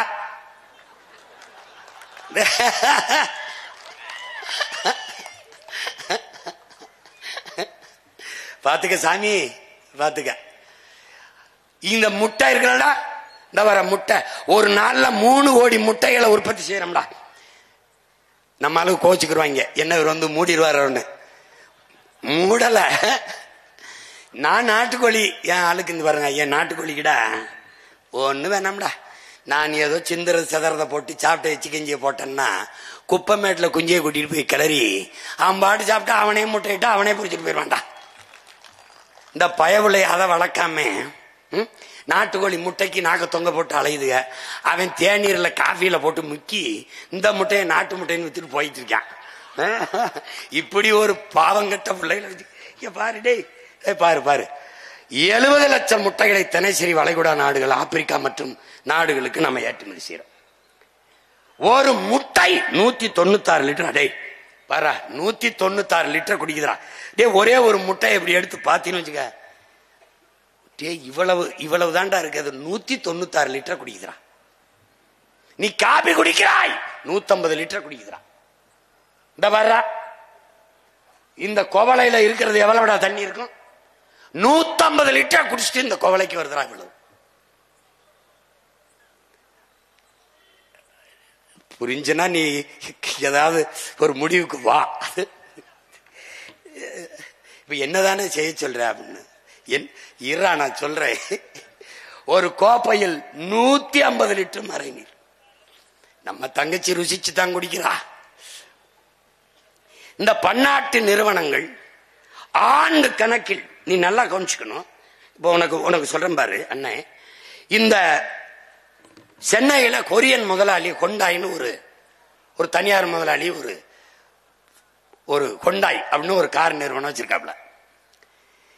ஒரு கேள்வி அண்ணன் உண்ட கேட்கிறேன், இந்த கொண்டாய் முதலாளிக்கு தமிழ்நாட்டு இளைஞர்கள் இந்திய நாட்டு இளைஞர்களுக்கு வேலை கொடுக்கணும்னு என்ன வேளாங்கண்ணி மாதாட்ட இல்ல எங்க ஊரு எங்க கோயில் எங்க குலதெய்வம் காளியாத்தாட்ட இல்ல ஏதாவது சிவன் முருகனுக்கு எது வேண்டி நேர்த்தி கடனா ஒண்ணு இல்ல. அப்ப எதுக்கு வரான்? அவன் நிலத்தில் அவன் வளத்தை பாதுகாத்து என் நிலத்தில் இருக்கிற நீரை வேட்டையாட வரான். இங்க வளர்ச்சி என்று கட்டமைக்கப்படுகிறது, வேலை வாய்ப்பு என்று காதிலே தேன் ஊற்றப்படுகிறது. ஒரு டன் எடையுள்ள கார் தயாரிக்க 4 லட்சம் லிட்டர் தண்ணீர். பாரு, நான் சொல்றேன் எத்தனை லட்சம் கார்கள் ஏற்றுமதி செய்யப்படுதுன்னு பாரு. இங்கே நிலத்தடி நீரை எவ்வளவு வேணாலும் நீங்கள் உறிஞ்சு கொள்ளலாம் என்று ஒப்பந்தம். உற்பத்தியிலே அரை மணி நேரம் 1 மணி நேரம் மின்சாரம் தடைபட்டால் ஏற்படுகிற இழப்பை மத்திய மாநில அரசுகள் ஈடுகட்டும் புரிந்துணர்வு ஒப்பந்தம். பிறகு உற்பத்தி செய்த பொருளை விரைந்து எடுத்து செல்ல 8 வழி 4 வழி சாலைகள். பிறகு மனித உழைப்பு இங்கே மலிவாக கிடைக்கிறது. இதே நிறுவனம் கொரியாவிலே இருந்தால் அங்கு என் பிள்ளைகள் போனார் 2 லட்சம் ரூபாய் சம்பளம் கொடுக்கணும். இங்கே இருந்தால் 50,000 கொடுத்தால் போதும். அப்ப மனித உழைப்பு மலிவாக கிடைக்கிறது. உழைப்பை சுரண்டி சுரண்டி உற்பத்தியை பெருக்கி லாபத்தை பல ஆயிரம் கோடிகளில் கொண்டு போக முடிகிறது. ஆனால் இவர்கள் சொல்லுகிற அடிப்படை கட்டமைப்பு இன்ஃப்ராஸ்ட்ரக்சர் என்பது சாலை போடுதல், விண்ணூர்தி நிலையம் கட்டுதல், துறைமுகங்கள் கட்டுதெல்லாம் உனக்கும் எனக்கும் அல்ல, உள்நாட்டு வெளிநாட்டு பெரும் முதலாளிகளின் வள வேட்டைக்கு என்பதை அறிவார்ந்த என் தம்பி தங்கைகள் புரிந்து கொள்ள வேண்டும். இதை நல்லா ஆழ்ந்து பாரு. எத்தனை லட்சம் காரு பார்த்துக்கிட்டே வா. இங்க மனித உழைப்பு மலிவா இருக்கு. ஏன்னா படிச்சுட்டு பல ஆயிரம் பேர் வேலை இல்லாம இருக்கு. இப்போ இதுல என்ன, அதுக்குள்ள இருக்கிறதெல்லாம் யாரு? கார் தான், மகிழுந்து. இவர் எந்த வேகமா போய் துறைமுகத்துக்கு போறதுக்காக தான் இந்த சாலை. நீ உனக்கு எனக்கும் போடப்பட்டு நினைச்சின்னு வச்சுக்க, நான் ஒன்னும் பண்ண முடியாது உன்னைய. இவன் வந்துடா இங்க வர்றா, ஆலிவர் கம்பர் சொல்றான், அவன் ஜான் பெர்கின் சொல்றான், உங்கள் நாட்டு தலைவர்களுக்கு நாங்கள் கடன் கொடுப்போம், கடன் கொடுத்து கையெழுத்து போட வைப்போம், பிறகு அவர்கள் எங்களுக்காக வேலை செய்பவர்களாக மாறுவார்கள். உங்கள் நாட்டிலே சாலை போடுதல், துறைமுகம் கட்டுதல், பேருந்து நிலையம் கட்டுதல், வானூர்தி நிலையம் கட்டுதல், இது போன்ற வேலைகளை செய்து தங்கள் இருப்பை தக்க வைத்துக் கொள்வார்கள். இப்போ எதுக்கு 5000 ஏக்கர்ல ஏர்போர்ட்? திருச்சியில இருக்கும்போது எதுக்கு 2000 ஏக்கர்ல ஏர்போர்ட்? தூத்துக்குடியில இருக்கிறதுல அதை எதுக்கு பெருசா ஏர்போர்ட்? சரி, பிளைட் ஓட்டுறவன் யாரு? ஒப்பனா எங்கப்பனா எவன்? இண்டிகோங்கிறவன் ஒப்பேன், அவன் எவன் தெரியாது.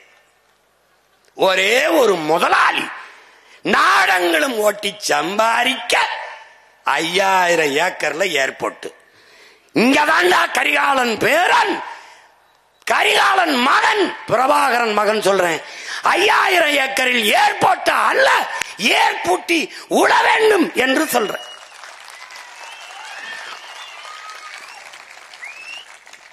விளங்கிருச்சா? இப்ப நல்லா கவனி. இவன் கடல் மாலா, சாகர் மாலா என்று ஒரு திட்டத்தை கொண்டு வர்றான். இவனுடைய நோக்கம் என்னன்னா, தரை போக்குவரத்து, விண்ணூர்தி போக்குவரத்து, தொடர் வண்டி போக்குவரத்து எல்லாத்தையும் கொண்டு போய் கப்பல் போக்குவரத்துல இணைக்கணும்டா. அதுக்கு தான் கொச்சின்ல இருக்கும்போது விளிங்கத்தில் ஒரு துறைமுகம், ஏற்கனவே தூத்துக்குடி, சென்னையில தாத்தா பேர்ல, பாட்டன் வாவுசி பேர்ல, காமராஜ் பேர்ல இருக்கும் போதே 6111 ஏக்கர்ல அதானி கட்டுகிற 6111 ஏக்கர்ல காட்டுப்பள்ளி துறைமுகம். எதற்கு? ஏற்றுமதி இறக்குமதி செய்ய சொல்லுவான்டா. எதை ஏற்றுமதி செய்வாய், எதை இறக்குமதி செய்வாய்? பதில் இருக்காது. வெளிநாட்டு உள்நாட்டு பெரும் முதலாளிகள் உற்பத்தி செய்கிற இந்த பொருளை ஏற்றுமதி செய்வாய். என் நிலத்தின் வளத்தை சுரண்டி ஏற்றுமதி செய்வாய். எதை இறக்குமதி செய்வாய்? வெங்காயம், பருப்பை. பாரா பாரா என்ன நடக்குது பாரா. இந்த முதலாளிகளை யாராவது வர்றாங்க ஒப்பந்தத்துல, நீ நிலத்தடி நீரை உறிஞ்சாத, நீ ஏரி குளங்களை வெட்டி கடல் நீரை சுத்திகரிச்சு அதை வச்சு நீ கார் தயாரிச்சுக்க என்று சொல்வானா? சொல்ல மாட்டான். 4 லட்சம் லிட்டரா ஒரு கார் தயாரிக்க 20,000 பேருக்கான குடிநீரா. இந்த பாரா எத்தனை லட்சம் கார் தயாரிக்கிறான் பாரா. இந்த காரை ஏற்றுமதி செய்த இந்த காவாலி பயல்கள் வெங்காயத்தை ஈஜிப்துல இருந்து இறக்குமதி செய்யறான்டா. காரை ஏற்றுமதி செஞ்சுட்டு வெங்காயத்தை இறக்குமதி செய்த நாடு அது எகிப்து. எது? பாலைவன நாடு. ஒரு பாலைவன நாட்டில் இருந்து தன் நாட்டு குடிகளுக்கு வெங்காயத்தை இறக்குமதி செய்த வெங்காயங்கள் நம்முடைய ஆட்சியாளர்கள். இவ்வளவு பெரிய நிலம், இவ்வளவு பெரிய வளம், இவ்வளவு பெரிய நீர்வளம், இவளுடைய மனித ஆற்றல், இவளை வைத்துக் கொண்ட அற்ப வெங்காயத்தை கூட தன் நாட்டு குடிகளுக்கு விளைய வைத்து தர முடியாத வெங்காயங்கள் இந்த நாட்டை ஆளுகிறார்கள். நல்லா பாரு. அப்புறம் பருப்பு. தீபாவளி நேரத்தில் வடை சுட வேற ஊர்ல இறக்குமதி கொண்டாடுவான். வெங்காயம், பருப்பு கூட விளைவிக்க முடியாது. இவன் என்ன பண்ணலாம்? இப்ப பிரபாகர மகன் கரிகாலன் பேரன் காரை இறக்குமதி செய்டா, சோரை ஏற்றுமதி செய்டா. இப்ப கார் வேணுமாடா, இறக்குமதி செய்யும்டா. சோறு வேணுமாடா, என்கிட்ட வாடா. ஏன்னா என் சோழ நாடு சோறு உடைத்துடா, வாடா இங்க. கரிகாலன் பேரன் பிரபாகரன் பிள்ளை உலகத்திற்கு சோரை ஏற்றுமதி செய்தான்டா. இங்க வந்து இந்த நீரை உறிஞ்சி விக்கிறவன் ரத்தத்தை உறிஞ்சி பெறுவான். நீ நினைக்கிற இங்க ரத்தம் வந்த பிறகு நீர் விற்பனைக்கு அல்ல, தடை. அது எந்த கொம்பனா இருந்தாலும் தம்பி அங்கிட்டு போ, தம்பி அங்கிட்டு போ. பாத்தீங்களா தமிழ்நாடு இந்தியாவுக்குள்ளதான் இருக்கிறதா கேட்பான். நான் தமிழ்நாடு இந்தியாவுக்குள்ளதான் இருந்ததா? டேய் எங்க கிட்டயா திரும்ப திரும்ப சொல்றேன். உலகத்தாருக்கு, இந்த நாட்டில் இருக்கிற மிகப்பெரிய தலைவர் பெருமக்களுக்கு, எங்களை விமர்சிக்கிற எல்லாருக்கும் சொல்றேன், எங்கள் முன்னவர்கள் ஏந்திய ஆயுதங்களுக்கு எதிரான வலிமை மிக்க ஆயுதங்களை உங்களுக்கு ஏந்த முடிந்தது. எங்கள் வீர பெரும்பாட்டன்கள் தீரன், புலித்தேவன், மருதுபாண்டி, ஆலகமுத்துக்கோன், சுந்தரலிங்கம், பண்டாரவண்ணியன், பெரும்பெடுகு, எங்கள் பாட்டியார் வேலு நாச்சி அதற்கு எதிராக வலிமை மிக்க ஆயுதத்தை நீங்கள் ஏந்தி இருக்கலாம், வீழ்த்தி இருக்கலாம். எங்கள் உயிர் தலைவன் பிரபாகரனுக்கு எதிராக நீங்கள் ஏந்தி பிடிக்க வலிமை மிக்க ஆயுதங்கள் இருந்திருக்கலாம். ஆனால் அவன் மகன் சீமானும் அவன் தம்பி தங்கைகளும் தூக்கி நிற்கிற அறிவாயுதத்திற்கு எதிராக இந்த நிலத்தில் இல்லை, உலகத்தில் எந்த நாட்டிலும் எங்களுக்கு இணையாக வலிமையான ஆயுதத்தை ஏந்தி நிற்க எவனும் இல்லை. இதுவரை பிறக்கமில்லை, பிறக்க போவதும் இல்லை. தர்க்கத்திலே நாங்கள் எடுத்து வைக்கிற கருத்தியலிலே மோதி வெல்ற கட்சியை களைச்சு விட்டு போறோம்டா. வாடா பாப்போம். பொய் சொல்றாரு, கதை விடுறாரு, அப்படிலாம் சொல்ல போட்டு காட்டுறேன். நாயே பாரு, நீ ஒருவே தப்பிக்க முடியாது. இந்த திராவிட திருட்டு பயலுக கதை விடுவான், எனக்கு வரலாறும்பா. நான் வரலாறு சொல்வேன், பொய் சொல்றாரு, கதை விடுறாரும்பா. இந்த நாய் கற்பிக்கிறான். கரிகாலன் திராவிட மன்னன் கல்லணை கட்டினான். ராஜராஜன் தமிழ் மன்னன் ஆரிய அடிமை. இவடா வடங்க இன்னொரு தடவை சொல்லு. இவர் திராவிட மன்னரம் கல்லணை கட்டினாராம், பெருமையா இருக்கும். அவர் தமிழ் மன்னரம் ஆரிய அடிமையா.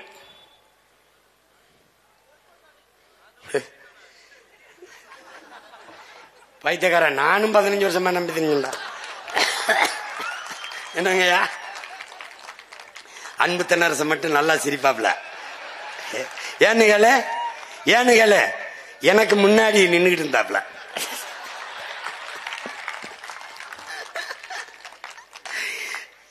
என் பங்குக்கு பல பேர் வாழ்க்கை கெடுத்தேன். இப்ப அவன் தரான்ல, இது என்ன செய்யறது? இப்ப இரு இன்னும் இன்னும் இன்னும் முக்கியமான இதுக்கே போல, இப்பதான் ஆரம்பிச்சிருக்கான். இப்ப தமிழ்நாடு நீ என்ன நினைக்கிற? நமக்கு அதை தண்ணி இல்லைன்னு நினைக்கிற. அது இல்ல. நமக்கு வந்துடா ஒரு ஆண்டுக்கு 980 மில்லிமீட்டர் மழை பெய்யுது. 2 பருவங்கள்ல மழை. ஒன்னு தென்மேற்கு பருவம், ஒன்னு வடகிழக்கு. இந்த 2 பருவ மழைகளையும் நமக்கு 950 மில்லிமீட்டர் மழை பெய்யுது. குறைஞ்சது டிஎம்சி கணக்கில் 4000, 4300, 4500 டிஎம்சி தண்ணீர் பெய்யுது. இப்ப 4300 டிஎம்சின்னு வச்சுக்க. இதுல என்ன கொடுமைன்னா, பல இதை நம்ம சேமிக்காதனால அது நீராவியாகி போயிருது. பல இது இந்த கழிவு நீர்களை விட்டு நாசம் பண்ணிடுறோம். பல இதை சேமிக்காம ஏரி குளங்களை, குட்டை கம்மாய்களை, தாங்கல்களை, ஏந்தல்களை வெட்டி சேமிக்காம கடல்களை விட்டுறோம். இப்ப எப்படி சீமாந்தி சரி செய்வ? 950 மில்லிமீட்டர் 1000 டிஎம்சி 1500 தான் எனக்கு அதிகபட்சமா பயன்பாட்டில் இருக்கு. அப்ப நான் என்ன செய்யறேன்? இன்னும் ஒரு 500, 600 டிஎம்சி சேமிக்கிற வேலையை செஞ்சுட்டேன்னா நான் எவனுகிட்டையும் கையேந்தி தண்ணீருக்கு நிக்க வேண்டியதில்லை. அப்ப நான் என்ன சொன்ன, அதிகாரத்துக்கு வந்தவன கர்நாடகால இருந்து எனக்கு தண்ணி தராதேன்னு சட்டசபையில் நான் உச்ச நீதிமன்றத்தில் ஒரு வழக்கு எப்படி போடுவேன்? கர்நாடகாவில இருந்து எனக்கு தமிழ்நாட்டுக்கு தண்ணி திறக்க கூடாது. பெரிய வெள்ளமா இருந்தாலும் அவன் சிக்கி சாயன்மை ஒழிய எனக்கு தண்ணி தரக்கூடாது. அப்பா நல்லுசாமி சிரிக்கிறாங்க பாருங்க. ஏன்னா எனக்கு போதுமான அளவுக்கு தண்ணீரை தேமிக்க கொள்ள ஆற்றல் கரிகாலன் பேரனுக்கு இருக்குமா இருக்காதா? இதெல்லாம் போர்க்கால நடவடிக்கையில் 10 ஏக்கர், 20 ஏக்கர், 100 ஏக்கர், 50 5000 ஏக்கர்ல ஏர்போர்ட் கட்டும் போது இங்க வா என்னை காப்பாத்து நீ ஆத்தால போய் கத்துறான்லடா, நான் அவன் மயம் போய் கேட்கிறேன்டா. இதுல 1000 ஏக்கர்ல ஏறி வெட்டும் ஆத்தானா எடுத்துக்கடா நான் பெத்த மகனேன்னு சொல்வாடா. அவன் வெட்டுவேன், நீரை தேக்குவேன். ஏரினா 2000, 3000 ஏக்கர்ல இருக்கிறதா ஏரின்னு நினைக்காத. சின்ன சின்ன சின்னதா நீ எழுதி வச்சுக்கடா. விண்ணூர்தியில் பயணிக்கிற போது குனிந்து பார்த்தால் தேகத்தில் எப்படி தேமல் விழுந்து கிடக்குமோ அப்படி என் தேசத்தில் பார்க்கிற இடமெல்லாம் நீர் தேமல்கள் விழுந்து கிடக்கும்டா. சாலையில் சென்றால் பசுஞ்சோலை சாலைகள் 10 கிலோமீட்டர் வெறும் பனை, 10 கிலோமீட்டர் வெறும் நாவர், 10 கிலோமீட்டர் கனிக்கொன்றை, பனிக்கொன்றை, வேம்பு, புங்கை, பூவரசு, புலி மரமா இருக்கும்டா. திருமணம் 1000 ஏக்கர்ல ஆடுறா, 1000 ஏக்கர்ல மாடுறா, கூட்டு வேளாண் பண்ணைடா. இல்லைனா நீரி தேக்கம்டா, இல்லைனா காடு வெற்றிடம் என்று ஒற்றடம் இருக்காதடா. இதைத்தான் என் நம்பி துறை சொல்றாரு. பல கோடி பனை திட்டம், 10 ஆண்டு பசுமை திட்டம், 10 ஆண்டுகளில் பிரபாகரனின் பிள்ளைகள் கரிகாலனின் பேரைகள் என் தாய் நிலத்தை பச்சை போர்வையால் போத்திருவேன். பச்சை பசேர் என்று இருக்கும். இப்பவும் நீ விண்ணூர்தியில் இருந்து பார்த்தீங்கன்னா என் நிலம் பச்சை பசேர் இருக்கும். என்னது? சீம கருவேலை. அது இறங்கி பார்த்தா தான் வேலி முள்ளுன்னு தெரியும். மேல இருந்து பார்த்தா என்ன செழிப்பா இருக்குப்பா, பச்சை பசேர்ன்னு இருக்குப்பா. பாத்துக்க. இவன் என்ன பண்றான்? அந்த நீரை சேமிக்காம என்ன பண்றான் பாரு. இந்த நீரை பூரா கடல்ல சேர விடுறான். கடல்ல எப்படி சேருது பாரு. மறுபடி கழிவு நீர் ஆக்குறான். இந்த நீரை சேமிச்சு, பெய்கிற மழையை சேமிச்சு, ஆழ்ந்து கவனி, தூய குடிநீரை இயற்கை சுத்திகரிச்சு நமக்கு கொடுக்குது. இதை சேமிச்சு வைக்காம கடலுக்குள்ள விட்டுட்டு அடுத்து என்ன சேட்டைய பாரு. பெரும்பகுதி 6 பல மாதங்கள் நீர் பற்றாக்குறைய சந்திச்சிருது, வறண்டுது. ஏன்னா அங்க போய் நீரை சேமிக்காதனால. அப்ப என்ன செய்து, என்ன பண்றான்? நீரை கடல்ல விட்டுட்டு கொஞ்ச நாள் கழிச்சு இந்த கடல் நீரை சுத்திகரிச்சு குடிநீர் ஆக்கிறேன் உங்களுக்கு கொடுக்கிறேன்ட்டு போட்டிருக்கான் பாரு. 50,000 கோடி செலவு பண்றாங்க. இயற்கை தூய குடிநீரை கொட்டுது கால. புடிச்சுக்க குடிச்சுக்க புடிச்சுக்க குடிச்சுக்க புடிச்சுக்க குடிச்சுக்க. நீ கொழுப்படுத்து போய் அதிலே திருப்பி விட்டு அதை சுத்திகரிக்கிறது சிரிக்குது. ஏடா பைத்தியக்கார பைய மக்களை, ஏடா உங்களுக்கு அறிவில்லையடா? அறிவில்ல. கடவுள் ஒருத்தன் படகுல போய் விழுந்துட்டான் கடலுக்குள்ள. கடவுளே என்னை காப்பாத்தணும்னு ஒரு படகுல வருது, ஒரு படகு. வா வா அப்படின்னு வந்து பிடிடா கைய, படகுல ஏறான. நீ போ, கடவுள் வரணும், வர்றாரு, கடவுள் வருவாருன்ட்டு எவ்வளவு சொல்லிட்டே வாடா, வரமாட்டேன்டான், போயிட்டாப்ல. திருப்பி ஒருத்தன் உலங்கூர்தியில வரான் ஹெலிகாப்டர்ல, கட கட கட கட கட கட கட கட கட கட. டே வாடா, அந்த கையை பிடிச்சிட்டு மேல வாடா. போயா, கடவுள் வருவார் என்னை காப்பாத்த. போயிட்டாரு. திருப்பி கப்பல் வருது, கப்பல். வாப்பா, கப்பல்ல ஏறுப்பா. வரமாட்டேன், என்னை காப்பாத்த கடவுள் வருவாருன்னு வம்படியா நிக்கிறாப்ல. இப்ப போயிருச்சு கப்பல். கடைசியா தண்ணியை குடிச்சு சாக போறேன். அப்ப ஒருத்தர் கேட்கிறேன், 3 உங்களை வந்து இவ்வளவு நம்பி இருக்கானு. டேய் பைத்தியக்கார பையில, 3 தடவை போனேன், படகுல போனேன், வாடான்னு கூப்பிட்டேன். மறுபடி இதுல உலங்குருதியில போனேன் ஹெலிகாப்டர்ல, மறுபடி கப்பல்ல போனேன். அவன் எங்கடா என்னை நம்பினா, கடவுள்னா எப்படா வரும்? நான் தான் 3 முறை போய் வாய்ப்பு கொடுத்தேன் வாடான்னு. அப்புறம் வரல, என்ன சாகிறத தவிர என்ன பண்றது? அவன் சாக வேண்டிய ஆள் தான் விட்டு விட்டாப்ல. புரியுதா? அது மாதிரி இந்த மழை, இந்த கடல், இந்த சூரியன், இந்த மேகம் எல்லாம் பார்த்து சிரிக்குது. பைத்தியக்கார பையன். டே, அதுக்கு தாண்டா தண்ணி குடிங்க, வாட்டர் குடிக்காதீங்கன்னு சொல்றேன். சோறு தின்னுங்கடா, ரைஸ் திங்காதியடா, சாதம் திங்காதியடா, மானம் கிட்ட அறிவு கட்டு போயிருவியடான்னு அதுக்கு தான் சொல்றேன். தண்ணீரை கொண்டு போய் கடல்ல விட்டுவிட்டு அந்த காவாளி பயலுக 50,000 கோடிக்கு சுத்தி இருக்கிறான். 50,000 கோடிக்கு எத்தனை நீர்த்தேக்கங்களை வெட்டி இருக்கலாம் என்று அறிவார்ந்த தமிழ் சமூக பிள்ளைகள் நீங்க ஆழ்ந்து அறிந்து சிந்திக்கணும். பாரு, எத்தனை ஏரியா வெட்டிருக்கலாம். இங்க பாரு, இது மாதிரி எத்தனை ஏரியா வெட்டிருக்கலாம், எத்தனை ஏரி. இது யாரு? மின்விசிறி, மாவரைக்கிற எந்திரம், மடி கணினி, தையல் மிஷின், சைக்கிள். சைக்கிள் பாரா, பாத்துக்கிட்டே வாடா, சைக்கிள்ரா, சைக்கிள். நல்லா கவனிடா. வண்ண தொலைக்காட்சி பெட்டிடா, ஐயா உபயம்டா. வண்ண தமிழ்நாடு அரசு வண்ண தொலைக்காட்சி பெட்டி பாத்துக்கடா. மடி கணினி நல்லா கவனிச்சுக்கடா. டே பாரா, பாரா, இங்க கவனிடா. டே இங்க கவனிடா. ஏண்டா எல்லாத்தையும் இலவசமா கொடுத்த அந்த பயமக்க, ஏண்டா தண்ணீரை மட்டும் 10 ரூபாய்க்கு வித்த? அங்கதான்டா நீ யோசிக்கணும். ஏன் ஒரு மடிக்கணினி என்ன விலை, ஒரு மாவு அரைக்கிறது என்ன விலை, ஒரு இந்த மாவை ஆட்டுறது எம்பிட்டு, ஒரு மசாலா எந்திரம் எவ்வளவு, மசாலா அரைக்கிறது, ஒரு மிதிவண்டி, எல்லாம் இலவசம்டா. நம்ம வந்து இலவசத்தை எதிர்த்த உடனே விலையில்லா மடிக்கணினி, விலையில்லா மிக்சி. நான் கேட்டேன், அம்மா எங்களுக்கு விலை இல்லை. ஐயா எங்களுக்கு விலை இல்லை, உங்களுக்கு அந்த அவன் கொடுக்கறவனு விலை இல்லாம கொடுத்துட்டானா? இதையெல்லாம் இலவசமாக தர முடிந்த இந்த அதிகாரங்களால் உயிர் தேவையான நீரை தன் நாட்டு குடிகளுக்கு, தரமான தூய நீரை ஏன் இலவசமா தர முடியவில்லை?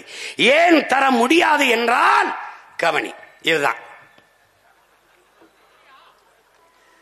இலவசமா கொடுத்து விட்டால் இந்த நீரை உறிஞ்சி விற்கிற முதலாளிகள் பாதிக்கப்படுவார்கள். முதலாளிகள் பாதிக்கப்பட்டால் என்ன இழப்பு? இவர்களுக்கு அவர்களிடத்தில் வருகிற கமிஷன் போய்விடும். அதனால்தான் இவர்களை ஆட்சியாளர்கள் அல்ல, தரகர்கள், புரோக்கர்கள் என்று நாம் சொல்ல காரணம் இதுதான். இப்ப நாம் வரும்போது எது ஒன்றும் இலவசம் அல்ல. தூய குடிநீர் என் மக்களுக்கு இலவசம், அறிவை வளர்க்கும் கல்வி என் மக்களுக்கு தரமான சிறந்த உயர்ந்த கல்வி இலவசம், உயிர்காக்கும் மருத்துவம் உலகத்தரத்திற்கு இலவசம்.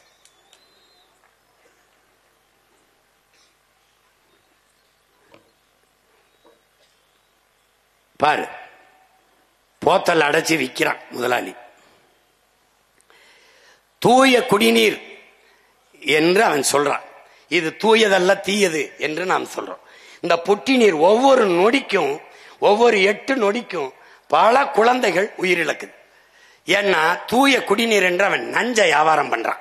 நீ இதை பாரு, உனக்கு பார்க்கும்போது தான் உனக்கு தெரியும். மேத்யூ பார்லோ என்கிற நீரியல் எழுத்தாளர் என்ன சொல்றான், இதுல நச்ச கலக்கிறான்டாங்கிறான்.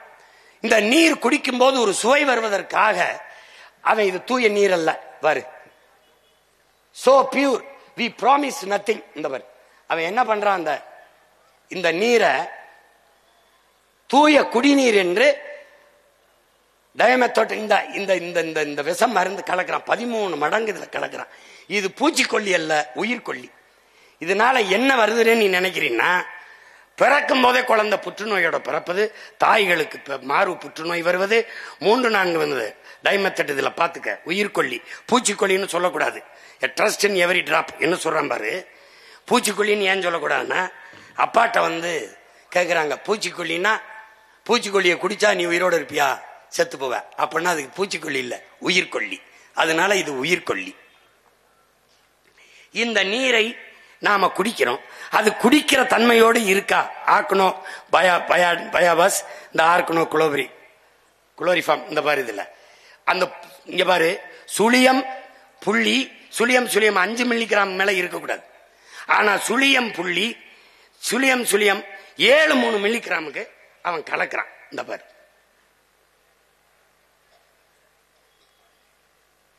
இது தெரிஞ்சுக்க. அப்புறம் நீ ஓட்டு போடலாம், என்னை ஜெயிக்க வைக்கலாம், நீ போடாம கூட போகலாம். எனக்கு ஒண்ணு அதுல நட்டம் இல்ல. நான் என் பிறமை கடமையை செஞ்சுட்டு செத்து போறேன். இங்க பாரு, இது உயிர் கொல்லி. நீ குடிக்கிறது நீர் அல்ல, விஷம், நஞ்சு. அததான் அவன் சொல்றான் அந்த எழுத்தாளர். அது என்னன்னா இது குடிக்கிற தன்மையோடு இருக்குன்னு தரச்சான்று தந்தவன் அவன். யாராவது சொல்லு, குடிக்கிற தன்மையோடு இந்த நீர் இருக்குது என்று தரச்சான்றிதழ் தந்தவன் நமக்கு எவனும் இல்லை. இவன் குழந்தை நீர் சுவைக்காக இந்த பிக்சட், இங்க பாரு, இதுல என்ன பண்றான், பிக்ஸி டஸ்ட்ங்கிற இந்த மந்திர தூசிங்கிற அந்த சுவைக்காக இந்த மந்திர பொடி அதுல கலந்து அவன் என்ன செய்யற, குடிக்கும் போது தண்ணீர்ல தாக நிக்கும். தண்ணீரால் மனித உடலுக்கு கிடைக்கிற ஆற்றல் கிடைக்கிறது. ஏன்னா இவன் சுத்திகரிக்கிறங்கிற பேர்ல பியூரிஃபை. நம்ம அப்பா நம்மால் அவர்கள் வெள்ளிமலைன்னு ஒரு மருத்துவர், அவர் அலோபதி மருத்துவர் தான். அவர்கிட்ட போய், வெள்ளிமலை, நான் தண்ணீரை சுட வச்சு குடிக்கலாமான்னு கேட்கிறாங்க. ஆழ்வார், உனக்கு என்ன பைத்தியமா, தண்ணீரை எதுக்கு சுட வைக்கிற? தண்ணீருக்குள்ள கண்ணுக்கு தெரியாத பல கோடிக்கணக்கான நுண்ணுயிர்கள் இருக்கு, அதான் தண்ணீர். அந்த தண்ணீரை குடிக்கும் போது மனித உடலுக்குள் போய் அந்த நுண்ணுயிர்கள் மனித உடலுக்கு ஆற்றலை பெருக்கி கொடுக்குது. இப்ப காய்ச்சல்னா அந்த தண்ணீரை குடிச்சாதான் அந்த காய்ச்சலை உருவாக்கிய நோயோட போய் இது சண்டை செஞ்சு குணப்படுத்தும். ஆனா தண்ணீரை சூடு பண்ணி விட்டால் அந்த நுண்ணுயிர்கள் செத்து போனால் எது போய் அந்த நோயை குணப்படுத்தும்? இந்த கேள்வியை நம்ம அப்பாட்ட கேட்டது வெள்ளிமலைங்கிற மருத்துவர். உனக்கு புரியுதுன்னு நினைக்கிறேன். இப்போ இவன் தண்ணீரை சூடு பண்ணாலே அந்த நுண்ணுயிர்கள் செத்து போயிரும்னா, இவன் பியூரிஃபை அப்படிங்கிற பேர்ல நம்மள சுத்திகரிக்கிறேங்கிற பேர்ல நல்லா கவனிச்சுக்க, பல்லாயிரக்கணக்கான இந்த நச்சு பொருள்களை போட்டு, இந்த போத்தல் நினைக்காத, இந்த போத்தலை தயாரிக்கிறது பெட்ரோலியம் மூலப்பொருள். பெட்ரோல்ல கடைசி கழிவு தான் தாரு, இந்த பிளாஸ்டிக். 162 மில்லி லிட்டர் பெட்ரோல் ஒரு போத்தலை தயாரிக்க தேவைப்படுது. பயந்துராத, நல்லா கவனி. இதுல இந்த லட்சக்கணக்கான போத்தல்களை தயாரிக்க 1800 கிலோ இந்த இதுக்கு பெட்ரோல் எரிக்க வேண்டியதுக்கு இது 1800 கிலோ கார்பன் டை ஆக்சைடு, கரியமிலை வாயுவை, நச்சுக்காற்றை வெளியிடுது. சாதாரணமான கிடையாது. இப்ப அதுக்குள்ள இருக்க நுண்ணுயிரிகள் கொன்றதுனால தண்ணீரை நாம குடிப்போம், தாக நிற்கும். தண்ணீரால மனித உடலுக்கு கிடைக்கக்கூடிய ஆற்றல் கிடைக்காது. அதனால என்ன செய்யுதுன்னா, முட்டி வலி, சோர்வு எல்லாம் வருது, கண் பார்வையின் இழப்பு எல்லாம் வந்துருது. பிறக்கும் போதே குழந்தை புற்றுநோயோட வந்துருது. பிறந்து 3 வருஷத்துல புற்றுநோய் வருது. இது தாய்ப்பாலை தவிர எதுவும் செய்யல. புற்றுநோய்ங்கிறது புகையில சாப்பிட்டா, ஹார்ன்ஸ் சாப்பிட்டா, பான்பராக்கு போட்டா வரும்னு நினைச்சேன். தாயின் மார்ல பால் குடிச்சதை தவிர ஒன்னும் செய்யல. இதுக்கு ஏன் வந்துச்சு? ஏன்னா நீர் விஷமாயிருச்சு, சோறு விஷமாயிருச்சு, காற்று விஷமாயிருச்சு. காரணம் யாரு? இந்த ஆட்சியாளர்கள். உனக்கு புரியுதா? இந்த சூழலில் நீ உன்னுடைய பிள்ளைகளை பேரன் பேத்திகளை, அடுத்த தலைமுறை நம் பரம்பரையை விட்டு விட்டு செல்ல போகிறாயா, இல்லை வாழ்வதற்கு பாதுகாப்பான ஒரு சூழலை உருவாக்கி விட்டு செல்ல போகிறாயா? இதுதான் தாய்க்கு புற்றுநோய். இங்க வர அந்த அயோக்கிய பேல 1 லிட்டர் தண்ணீர் நம்ம கிட்ட 30 காசுக்கு உறிஞ்சி எடுக்கிறான். தாமிரபரணி எல்லா நதிகளிலும் 30 காசுக்கு எடுக்கிறான். ஆனால் எவ்வளவு விற்கிறான்? 1 லிட்டர் தண்ணீரை, அதே தண்ணீரை 20 ரூபாய்க்கு விற்கிறான். கொள்ளை லாபம் அடிக்கிறான். பாத்துக்க, 30 காசு 30 ரூபாய், எத்தனை மடங்கு லாபம்னு பாத்துக்க. அதுல விண்ணூர்தி நிலையத்துக்கு வந்து தாகம்னு நீ சொன்னீன்னா 1 மடக்கு தாண்டா இருக்கும். வேணா வந்து குடிச்சு பாரு. 1 மடக்கு 20 ரூபாய். இந்த இவ்வளவு தாண்டா கொடுப்பான் அப்படின்னா முடிஞ்சிடும் 20 ரூபாய். நான் அப்படித்தான் கேட்டேன். 1 மடக்கு 20 ரூபாய். போங்கன்னு எந்த காலத்திற்கு இப்ப 40 ரூபாய்னுங்கிறேன்.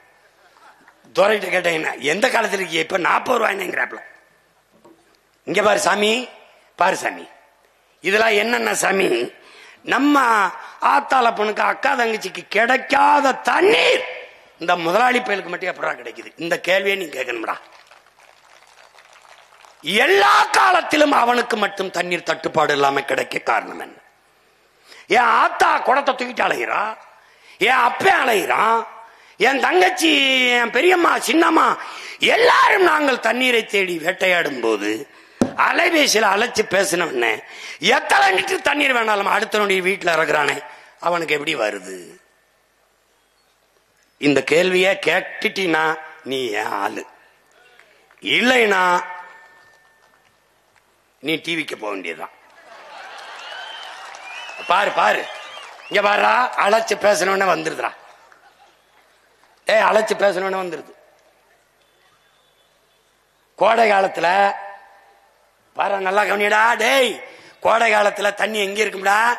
கல்குவாரியில அப்படியே தேங்கி கிடக்கிற கேடு கட்ட, கேவலங்கட்ட, எலி செத்து, பாம்பு செத்து, பூச்சி செத்து, தவளை செத்து, எல்லா பறவைகளும் கழிவிட்டு கிடக்கிற அந்த கரும்பச்சையில் இருக்கிற அந்த அழுக்கு தண்ணியை சுத்திகரிச்சு கொண்டாந்து வித்துட்டு போறான்.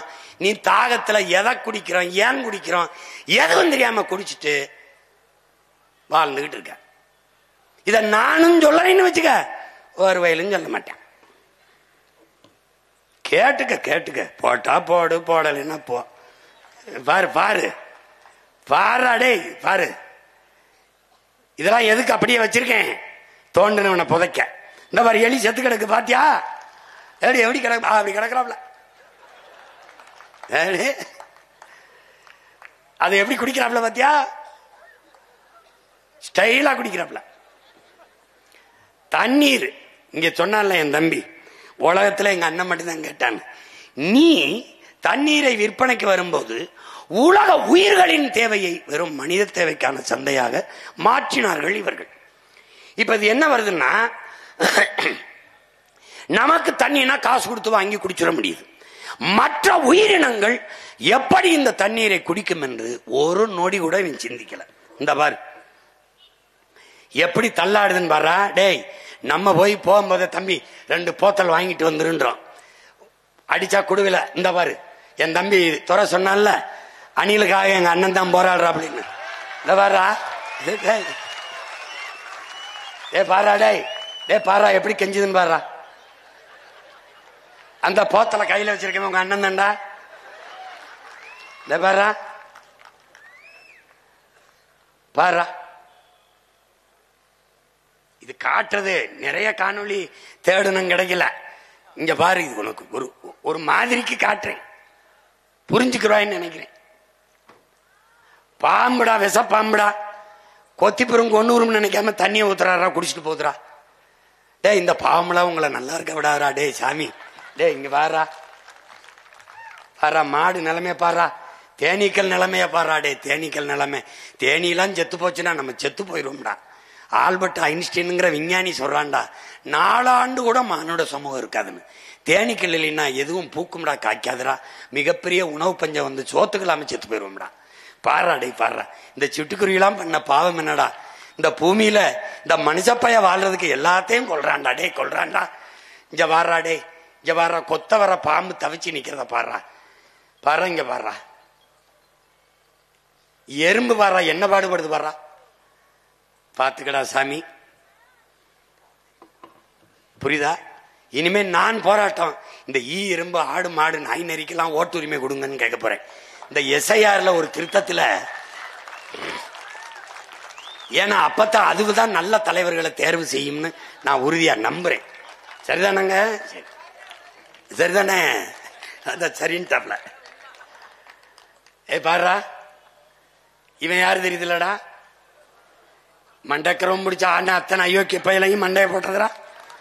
நீ பாருடா, பாத்துக்க. இந்த கொரோனா கண்ணுக்கு தெரியாத ஒரு நுண்ணுயிரி உலகத்தை உரைய வைத்துட்டு, உலகத்தை உரைய வைத்துட்டு. இது எதுக்கு அண்ணன் காட்டுறேன்னா, இந்த கொரோனா நேரத்தில் ஊரடங்கு போட்டிருந்தான். ஒரு பயம் வீட்டை விட்டு வரல. எங்கேயாவது ஜவுளி கடை திறந்திருக்கா? நல்ல பட்டுப்புடைய வாங்கி சேமிச்சு வைக்கலாம் எவனும் நினைக்கல. எங்கேயாவது நகை கடை திறந்திருக்கா?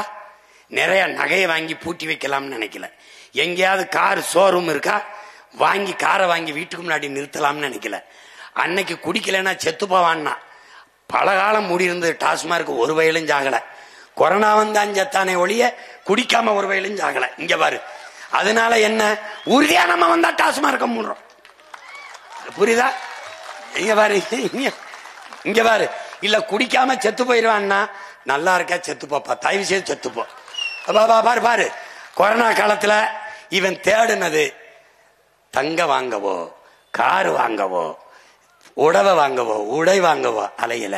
எதுக்கு அலைஞ்சான்னா, மளிகை கடை திறந்திருக்கா, தண்ணி எங்க கிடைக்கும், சோறு எங்க கிடைக்கும். இதுல கண்ணுக்கு தெரியாத ஒரு நுண்ணுயிரி உனக்கு கற்பிச்சது என்ன?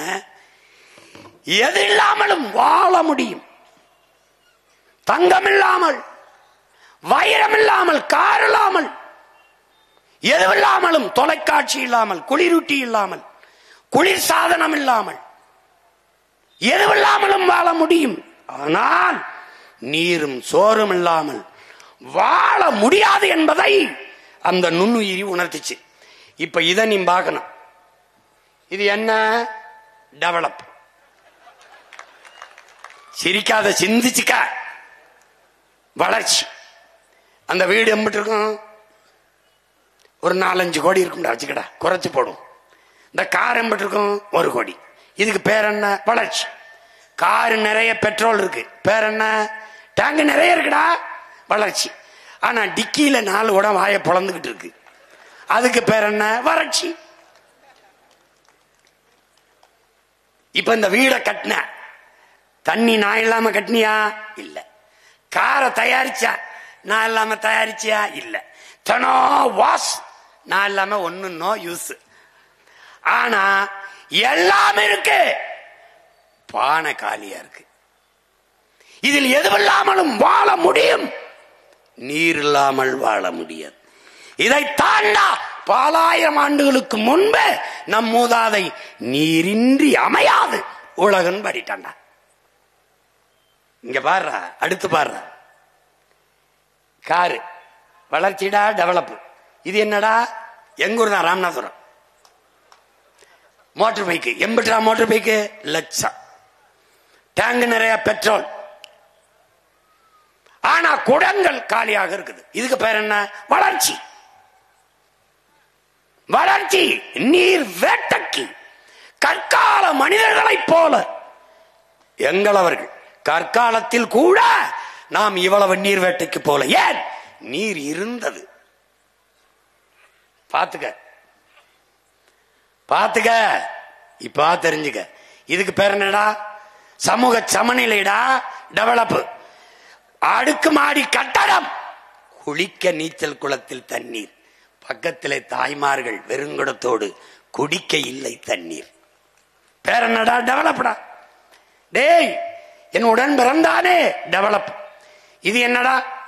டெவலப். இதெல்லாம் வளர்ச்சியில் வருகிறது. என் உடன் பிறந்தவனே, வளர்ச்சியில் வருகிறது. பாத்துக்க. செல்போன் இல்லாம, ஏசி இல்லாம, பிரிட்ஜ் இல்லாம, நகை இல்லாம, எதெல்லாம் வாழ முடியும்.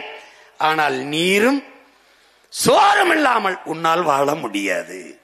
பாத்துக்க.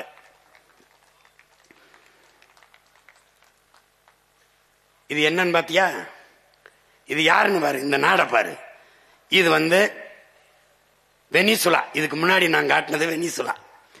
சாவேஸ் அந்த நாட்டின் அதிபரை அந்த நிலத்தில் இருக்கிற எண்ணெய் கிணறுகள், அமெரிக்க எண்ணெய் கிணறுகள் வரைக்கும் என்ன பண்ணா, அரசுடைமை ஆக்கிட்டான். அதனால என்னாச்சு, பெட்ரோல் டீசல் விலை 10 ரூபாய்க்கு வித்தான். ஆனால் வேளாண்மையை கைவிட்டு தொழில் வளர்ச்சி என்று போன்றதனால் மிகப்பெரிய பஞ்சத்தை சந்தித்து அந்த நிலத்தில் காக்கை, குருவி, கொக்கு, நாய், நரி எல்லாவற்றையும் தின்று தீர்த்தார்கள். கடைசியா என்ன ஆயிடுச்சு, வறுமை. அப்ப என்ன பண்ணா காலுக்கு கீழே பணம்.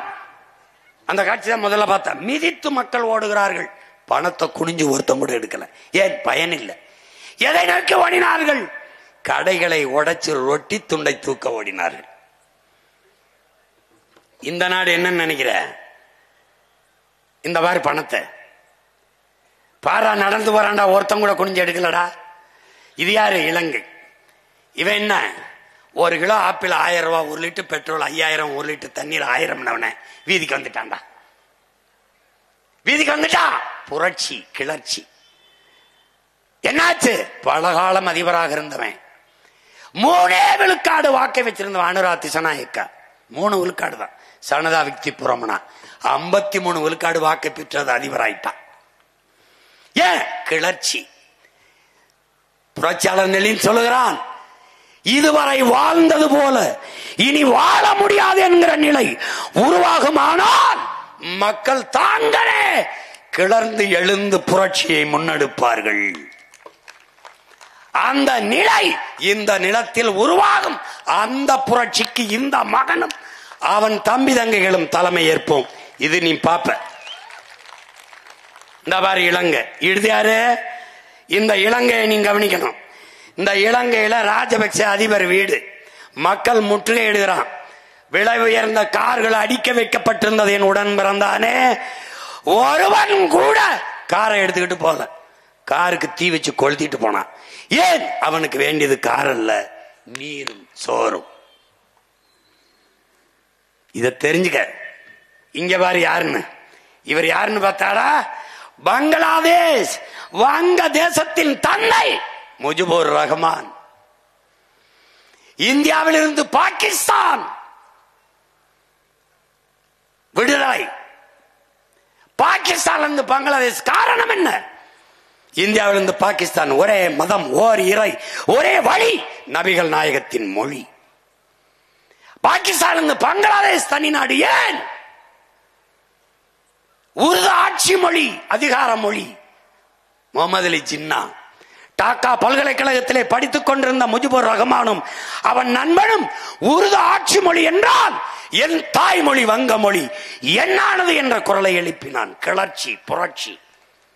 தனி நாடு. மொழியின் அடிப்படையிலே, மொழி இனம் அடிப்படையிலே தேசம். அந்த தேசத்தின் தந்தை முஜிபுர் ரஹ்மான் விடுதலை பெற்ற நாட்டின் தந்தையை கழுத்து மேலே ஏறி நின்று கழுத்தை துண்டாக உடைத்து வீழ்த்தினான். காரணம் கிளர்ச்சி, பொருளாதார வீழ்ச்சி, பின்னடைவு. இலங்கையில் வந்தது, வெனிசுலாவில் வந்தது, வங்கதேசத்தில் வந்தது, இன்று நேபாளத்தில் வந்தது, நாளை இங்கு வராது என்று யார் இதிலே உறுதி தர முடியும்? பாருங்கள் கிளர்ச்சி. வாழ முடியாது என்ற சூழல் வந்தால் கிளர்ச்சி. அந்த நிலைக்கு போவதற்கு முன்பு இனமான முக்க என்னுயிர் சொந்தங்கள் தெளிந்து அறிந்து கிளர்ந்து எழ வேண்டும் என்பதுதான் உங்கள் பிள்ளைகள் எங்களின் விருப்பம். அதற்காகவே இது போன்ற கருத்தியல் கூட்டங்கள், மாநாடுகள். நிலத்தடி நீர், இங்கே பேசிய நம்முடைய அப்பா கல்லு நல்லசாமி அவர்கள் குறிப்பிட்டார்கள். நிலத்தடி நீர் என்பது மனிதர்களுக்கானது அல்ல. நம்முடைய தந்தை பெரிய தகப்பன் நம்மாழ்வார் அவர்கள், நீர் பூமிக்கு மேலே தேங்கி இருக்கிறது மனித பயன்பாடு, பூமிக்கு உள்ளே இருப்பது மரங்கள், செடி கொடி, தாவரங்களுக்கானது. பாரு, நீ இப்ப எத்தனை ஆயிரம் அடிக்கு குழி போடுற பாரு, எத்தனை ஆயிரம் அடிக்கு உள்ள போகுது பாரு. 100 அடியில் 1000 அடிக்கு கீழே துளையிட்டு நீ நீரை உறிஞ்சி எடுக்கிற. ஆனால் இந்த மரங்கள் 1000 அடிக்கு கீழே, 400-500 அடிக்கு கீழே வேற இறக்கி நீரை எடுத்துக்கொண்டு வர முடியுமா? ஏன் சிந்திக்கவில்லை? ஏன் 1000 அடிக்கு கீழே போகிறாய், நீரை உறிஞ்சிக் கொண்டு வருகிறாய். பார், அங்கே பனை, தென்னை 1000 அடிக்கு கீழே போய் நீரை உறிஞ்சி கொண்டு வருகிற வாழக்கூடிய ஆற்றல் பெற்ற பனை கழுத்து முறிஞ்சு சாகிறது என்றால் 1000 அடிக்கு கீழே தண்ணீர் இல்லை என்பதை உணர்த்துது. உன் நிலம் பாலைவனமாய் கொண்டிருக்கிறது என்பதை உணர்த்துகிறது. அதுக்கு பாரு, இப்ப 1000 அடிக்கு கீழே போய் தண்ணீரை உறிஞ்சும் போது கடல் நீர் மட்டத்துக்கு கீழே நீ போயிடுற. அப்ப கடல் நீர் உள்ள வந்துருது, நிலத்தடி நீர் எல்லாம் உப்பாயிருது, ஒன்றுக்கும் பயன்படாத ஆயிருது. அப்ப 1000 அடிக்கு கீழே உறிஞ்சு கடல் நீர் பூமிக்குள்ளே புகுந்து விட்டால் எதற்கும் பயன்படாது. இங்கே பார், நம்முடைய மூதாதை இளங்கோவடிகள் முல்லையும் குறிஞ்சியும் முறைமையில் திரிந்தால் நல்ல இயல்பளந்து நிலம் நடுக்குற்று பாலை எனும் படிமம் கொள்ளும் என்று பாடுறார். முல்லை என்ன செய்யற? காடுகளை எல்லாம் அழிச்சிடுற. குறிஞ்சி மலையெல்லாம் நொறுக்கிற, கல்குவாரி. அப்ப நிலம் என்ன ஆயிருது? பாலை எனும் படிமம் கொன்றது. புரியுதா? எந்த உயிரினமும் வாழக்கூடிய வாய்ப்பு இல்லாது பூமி மாறிடுது. ஆக்குறது யாரு? நீதான். இப்ப கடைசிக்கு எங்க வர்றான்? இதுவரை நான் பேசினேன் அண்ணன், இப்ப நம்ம எல்லாருடைய ஆத்தா பேசுறா. யாரு? தண்ணீர். உலக உயிர்களின் மாதா, உலக உயிர்களின் தாய், எல்லா உயிருக்கும் பாலூட்டிய நம் பெருந்தாய் பேசுறா. தண்ணீரின் கண்ணீர் என்ன சொல்றா? என்னரும் பிள்ளைகளே, என்னருமை செல்வங்களே, எல்லாருக்குமாகத்தான் நான் பூமியிலே மழையாக விழுந்தேன், தூய நீராக விழுந்தேன். அதை நீ என்னவாக்கி வச்சிருக்கிறாய் பார். இது என்னன்னு நினைக்கிற? இது ஆறுல, காவிரி ஆற்றில் அவன் திறந்து விட்ட தண்ணீடாடே. பாரா ஒரு தடவை என்ன செய்யறான்? ஆலை கழிவுகளை, சாய கழிவுகளை சேர்த்து வைக்கிறான். நமக்கு தண்ணீர் திறக்கும் போது அதோட சேர்த்து திறக்கிறான். எப்படி வருது பாரு. இந்த நீரை நதியெங்கும் ஓட விட்டு அந்த நீரை நிலத்துல பாசனத்துக்கு பயன்படுத்தினால் இந்த நீர் நஞ்சு. அது போய் நிலத்துல படிந்தால் என்ன விளையும்? நஞ்சு. இந்த நீரை எடுத்து குடித்தால் என்ன குடிக்கிறாய்? விஷத்தை. இந்த நீரை மற்ற உயிரினங்கள், மான், யானை, புலி, சிங்கம், கரடி, கொக்கு, குயில், மாயிலு எல்லாம் குடிக்கிறது. எதை குடிக்கிறது? விஷத்தை. பார் என்ன பண்ணி வச்சிருக்க என்பர். என்ன கேட்கிறா? இப்படியாடா நான் உங்களுக்கு தந்தேன், இப்படியா தந்த, அதை நினைச்சுத்தாண்டா நான் கண்ணீர் வடிக்கிறேன். என் பிள்ளைகளே, என் பிள்ளைகளே, நான் பெற்ற செல்வங்களே, உங்களை நினைச்சு தாண்டா நான் அழுகிறேன். இங்க பாரடா என் மக்களே, என் பிள்ளை செல்வமே, பாரடா உன் தாயின் வயிற்றிலே, உன் தாயின் வயிற்றிலே உன்னை பத்திரமாக உன் தாயின் கருப்பையிலே தண்ணீர் குடத்திலே நான் தாண்டா உன்னை சுமக்கிறேன். பாரா, கையை கால அசைச்சு இதமான வெப்பத்துல உன்னை பத்திரமாக பாதுகாத்து வச்சது நான் தாண்டா உன் தாயின் கருப்பைக்குள்ளே. பிறக்கும் போது மகனே, என் மகளே, என்னை உடைத்து தாண்டா பிறந்தாய். அந்த குடத்தை, உன் தாயின் பனி குடத்தை உடைத்து தாண்டா பிறந்தாய். பிறந்த உடனேயே நான் தாண்டா உன் உடலில் ஒட்டி இருக்க அழுக்கை துடைத்து குளிக்க வச்சேன். பாரா, பாரா நான் பெற்ற மகனே, பார், நான் தாண்டா உன்னை குளிக்க வச்சேன். உன் தாயின் மாறல முதன் முதலா பசிக்கு பால் உடித்தாயடா, பால் நான் தாண்டா. வெள்ளை நிறத்தில் உன் தாயின் மார்பு வலியே பாலாக வந்து பசிதித்தவள் நான் தாண்டா. பாரடா, பாரடா நான் பெற்ற மகனே, பாரடா, பார், உன் தாயின் மாறில் பால் நான் தான். பார், பார், அவள் உண்ட தண்ணீரின் வழியாக நான் தானடா சோறு உண்டாய் பசிக்கு. பசிக்கு நான் இல்லாத ஏதடா உனக்கு உணவு? அரிசி ஏது, பருப்பு ஏது, காய்கறி ஏது, கனிகள் ஏது? நான் இல்லாது வாழை ஏது, தென்னை ஏது, மா ஏது, திராட்சை ஏது, கரும்பு ஏது, பூசணி ஏது, நெல்லி ஏது, மா ஏது, பால் ஏது, பழம் ஏது?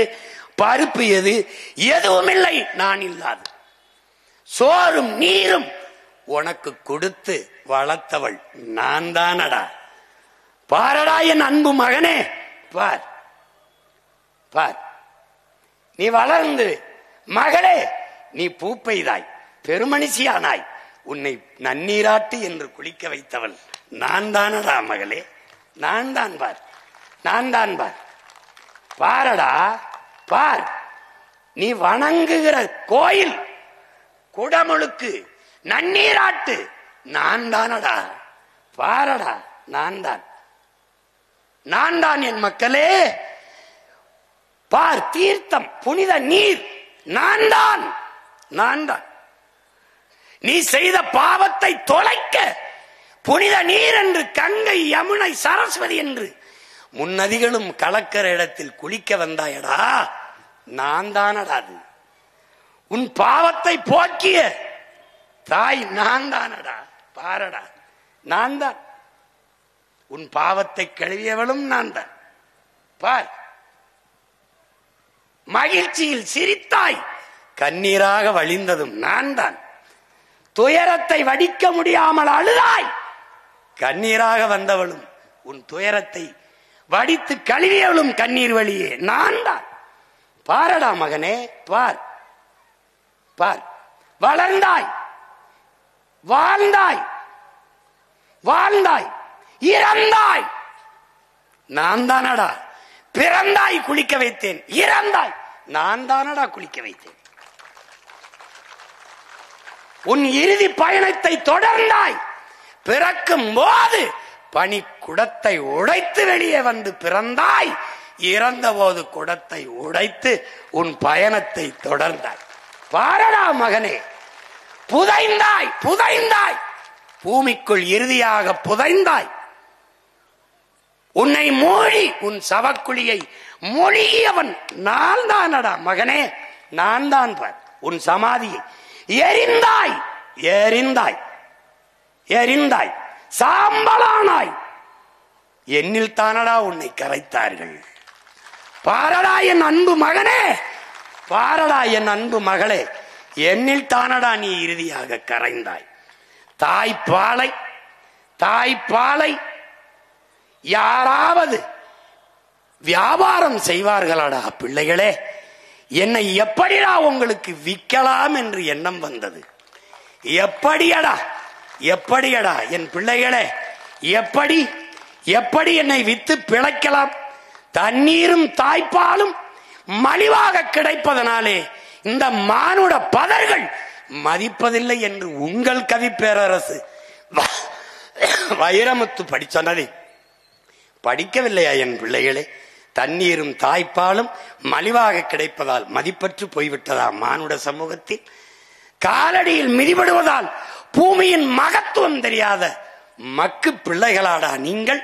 என்னரும் பிள்ளைகளே, பாருங்கள், இப்படி ஒரு நாள் நான் மறைந்து வறண்டு இல்லாது போனால் என்னரும் செல்வங்களே உங்கள் நிலை என்னடா? நிலம் மறண்டு, ஏரி குளம் மறண்டு, மரம் மட்டையெல்லாம் பட்டு வாடி நீரற்ற நிலமாகி சோறும் நீரும் இல்லாது எப்படியடா என் பிள்ளைகளை வாழ்வீர்கள்? எப்படி எப்படி வாழ்வீர்கள்? பார், நீருக்கும் சோறுக்கும் நீங்கள் கையேந்தி நிற்கிற நிலைமையை பார்த்துத்தான் உங்கள் தாய், உங்களை பெற்றவள், பல கோடி ஆண்டுகளாக உங்களுக்கு நீரும் சோறும் கொடுத்து வளர்த்த தாய் நான் நான் நான் என் அன்பு மக்களே கண்ணீர் வடிக்கிறேன், கண்ணீர் வடிக்கிறேன். இது தண்ணீரின் கண்ணீர் அல்ல என் பிள்ளைகளே, உங்களை பெற்று பாலூட்டி வளர்த்த தாயின் கண்ணீர் என்று நம் தண்ணீர் தாய் கண்ணீர் வடிக்கிறாள் என் உடன் பிறந்தார்களே. பாருங்கள் பாருங்கள், இங்கே பார், உன் பாட்டன் உன் தாத்தன் அருவியிலே ஆறிலே நீரை குடித்தான், உன் அப்பன் உன் பெரியப்பன் ஏரி குளத்திலே குடித்தான், கிணத்திலே குடித்தான், நீங்கள் போத்தலிலே குடிக்கிறீர்கள். வருங்கால உங்கள் பிள்ளைகள் எதை குடிப்பார்கள் நான் பெற்ற மக்களே? பாருங்கள் பாருங்கள், ஒரு சொட்டு தண்ணீருக்கு எதை குடிப்பார்கள்? ஒருவேளை மூத்திரத்தை குடிப்பார்களா? மூத்தரத்தை, அந்த மூத்தரம் கூட எண்ணெயை குடித்தாத்தானே என் அருமை பிள்ளைகளே வரும் வரும். பார் பார், சோறு தந்தது நான், நீரு வயிறு உயிர் வாழ்க்கை. நன்றாக கவனி, நன்றாக கவனி.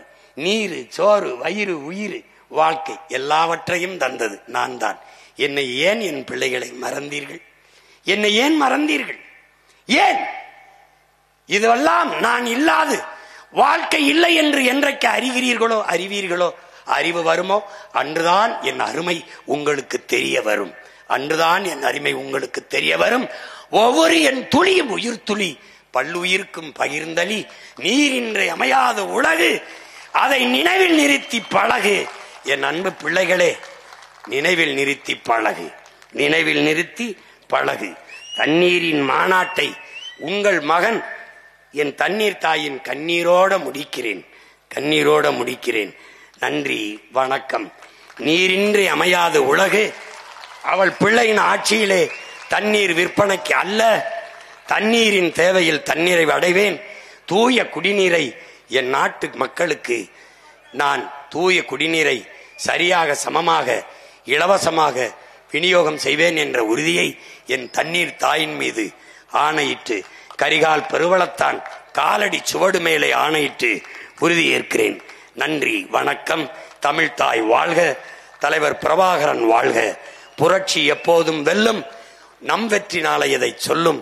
நம் இலக்கு ஒன்றுதான், இனத்தின் விடுதலை. இனம் ஒன்றாவோம், இலக்கை வென்றாவோம். தமிழ் தாய் வாழ்க, தலைவர் பிரபாகரன் வாழ்க. நாம் தமிழர். அந்த பாட்டை என் போடல, இப்படி ஓரம் போகும்போது பாட்டு போடணும் இல்லையா? போடல பேத்துக்கிறேன்.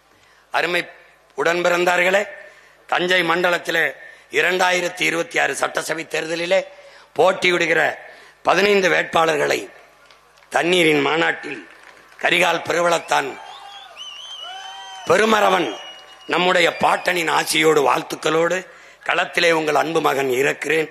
உங்களை எல்லாம் நம்பித்தான் வேளாண் பெருங்குடி மக்கள் நிறைந்து வாழ்கிற இந்த நிலத்தில் வேளாண் சின்னத்தை கையில் ஏந்தி வருகிற உங்கள் மகன் இந்த நிலத்திலே என்னுடைய பிள்ளைகளை வெற்றி வேட்பாளர்களை களத்திலே நிறுத்துகிறேன். யாரை நம்பி? உங்களை நம்பி, உங்களுக்காக. என்னுடைய ஆறுயிர் இளவல், இளைய தலைமுறை புரட்சியாளர்களில் ஈடு இணையற்ற களப்பலியானன் என் அன்பு இளவல், நாம் தமிழர் கட்சியின் எழுச்சிமிக்க தளபதி என் உயிர் தம்பி இடும்பைவனம் கார்த்திக் அவர்கள் வேதாரண்யம் சட்டமன்ற தொகுதியிலே போட்டியிட்டு வெற்றி பெறுவார்கள் என்று உறுதியாக நான் நம்பி களத்திலே நிறுத்துகிறேன். புரட்சி வெல்லட்டும். அடுத்ததாக கீழ்வேலூரிலே தனித்த பேராற்றல் கொண்ட பெருமகள் என்னுயிர் தங்கை கார்த்திகா அவர்களை கீழ்வேலூர் தொகுதியிலே வெற்றி வேட்பாளராக என்னுயிர் தங்கையை களத்திலே நிறுத்துகிறேன். வாழ்த்துக்கள். புரட்சி வெல்லட்டும். நாகப்பட்டினத்திலே நம்முடைய தாய்மாமன் தமிழ் முழக்கம் சாகுல் ஹமீத் அவர்களுடைய அன்பு மகள் ஃபாத்திமா ஃபர்கானா அவர்களை வெற்றி வேட்பாளராக களத்திலே நிறுத்துகிறேன். புரட்சி வெல்லட்டும். அடுத்ததாக மயிலாடுதுறையிலே என் ஆறுயிர் இளவல், இயற்கையின் மீது தீரா பெருங்காதல் கொண்ட என்னுடைய தம்பி, ஆக சிறந்த சூழியல் பற்றாளன், என்னுடைய தகப்பன் பெரிய தகப்பன் நம்மாழ்வார், என்னுடைய அன்பு இளவன் செந்தமிழன் அவர்களுடைய வழியிலே நடக்கக்கூடிய என் உயிருக்கினிய இளவல் காசிராமன் அவர்களை மயிலாடுதுறையில் வெற்றி வேட்பாளராக நிறுத்துகிறேன். திருவாரூரிலே அன்பிற்கினிய தங்கை அஸ்வினி அவர்களை வெற்றி வேட்பாளராக நாம் தமிழர் கட்சி களத்திலே நிறுத்துகிறது. அடுத்ததாக நன்னிலத்திலே தேன்மொழி திலீப்குமார் அவர்களை களத்திலே நிறுத்துகிறேன். அமெரிக்காவிலே பேராசிரியராக பணியாற்றி கொண்டிருந்த அவர்களை, அதைவிட பெரிய பணி இங்கே இருக்கிறது, இங்கே வந்து பாடம் நடத்துங்கள் என்று அழைத்து வந்திருக்கிறேன். அவர்களை வெற்றி பெறச் செய்வீர்கள் என்று உறுதியாக நம்பி களத்திலே நிறுத்துகிறேன். புரட்சி வெல்லட்டும். அடுத்ததாக திருத்துறைப்பூண்டியில தங்கை வினோதினி அவர்களை வெற்றி வேட்பாளராக களத்திலே நிறுத்துகிறேன். அடுத்ததாக மன்னார்குடியில் மனிதநேய மருத்துவர், நம் எல்லோருடைய இதயங்களுக்கும் இனிப்பான மாமனிதர் நம்முடைய ஐயா பாரதி செல்வன் அவர்களை மன்னார்குடியிலே வெற்றி வேட்பாளராக நிறுத்துவதில் பெருமகிழ்ச்சியும் பெருமையும் அடையும். அடுத்ததாக தஞ்சாவூரிலே அருந்தமிழ் புலவர் தமிழ் சேரனார் அவருடைய மகன் நம்முடைய ஐயா பெருந்தமிழர் நம்முடைய ஐயா தமிழ் திரு கிருஷ்ணகுமார் அவர்களை தஞ்சைக்கு வேட்பாளராக தஞ்சை மண்ணிலே நிறுத்துகிறார். அடுத்ததாக ஒரத்தநாடு சட்டமன்ற தொகுதியிலே என் அன்பு இளவல் திருமுருகன் அவர்களை திரையில்தான் நடிப்பான், வாழ்க்கையில் மக்களுக்கு சேவை செய்ய ஒவ்வொரு நொடியும் துடிப்பான். என் அன்பு இளவலை ஒரத்தநாடு சட்டமன்ற தொகுதியின் வெற்றி வேட்பாளராக களத்திலே நிறுத்துகிறேன். அடுத்ததாக பட்டுக்கோட்டையில் மதிப்பிற்குரிய தம்பி கண்ணன் அவர்களை வெற்றி வேட்பாளராக அறிவிப்பதில் பெருமையும் மகிழ்ச்சியும் அடைகிறேன். சிங்கப்பூர்ல இருந்து வந்திருக்காப்ல தேர்தலில் போட்டியிடுறது. அடுத்ததாக கும்பகோணத்திலே என் ஆறுயிர் இளவல் வழக்குரைஞர் ஆனந்த் அவர்களை கும்பகோணம் சட்டமன்ற தொகுதியின் வெற்றி வேட்பாளராக அறிவிப்பதில் மகிழ்ச்சியும் பெருமையும் அடைகிறேன். அடுத்ததாக பேராவூர்ணியில் என் ஆறுயிர் இளவல் அன்பு தம்பி ராஜாராம் அவர்களை வெற்றி வேட்பாளராக அறிவிப்பதில் பெருமையும் மகிழ்ச்சியும் அடைகிறேன். அடுத்ததாக பாபநாசம் சட்டமன்ற தொகுதியில் என் அன்பு தங்கை அனீஸ் பாத்திமா அவர்களை பாபநாசம் தொகுதியின் வெற்றி வேட்பாளராக அறிவிப்பதில் பெருமையும் மகிழ்ச்சியும் அடைகிறேன். திருவையாறு தொகுதியில் நம்முடைய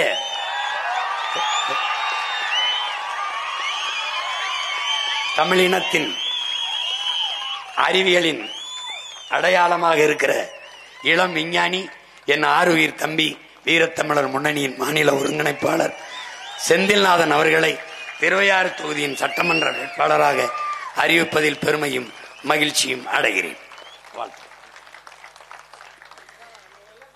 இந்த வேட்பாளர்கள் நாம் தமிழர் கட்சியின் வேட்பாளர்கள் அல்ல, இந்நாட்டு மக்களின் உங்களின் வேட்பாளர்கள், தமிழர்களுக்கான வேட்பாளர்கள். எங்களின் வெற்றி என் கட்சியின் வெற்றி அல்ல, இந்த இனத்தின் வெற்றி, தமிழ் பேரினத்தின் வெற்றி.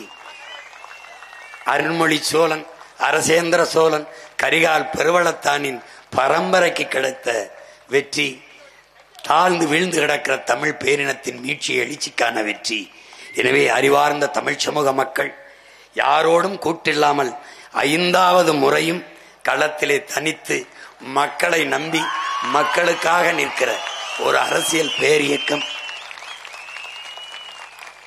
எங்களை என் இனமான சொந்தங்கள் கைவிட்டுவிட மாட்டார்கள், வெற்றி பெற வைப்பார்கள் என்ற அசைக்க முடியாத நம்பிக்கையில் என் பிள்ளைகளை களத்திலே நிறுத்தி இருக்கிறேன். புரட்சி எப்போதும் வெல்லும். உங்கள் பிள்ளைகள் எங்களின் வெற்றி அதை சொல்லும். எங்கள் இலக்கு ஒன்றுதான், இனத்தின் விடுதலை. இனம் ஒன்றாவோம், இலக்கை வென்றாவோம். தமிழ் தாய் வாழ்க, தலைவர் பிரபாகரன் வாழ்க, நாம் தமிழர்.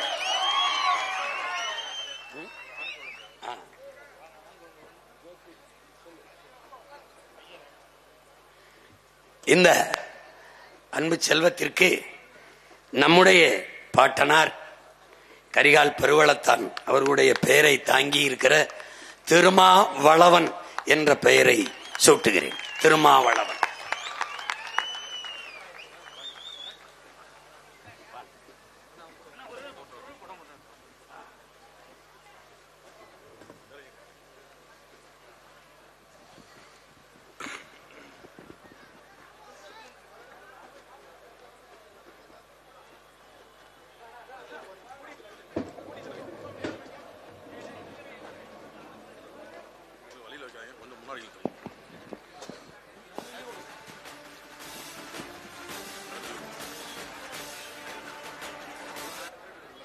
ராஜாதிராஜன் வீராதி வீரன் பண்டார்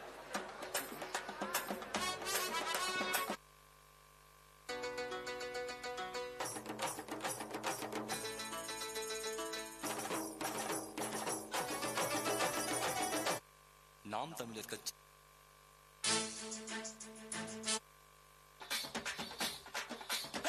எடுத்து அடிட்டாம்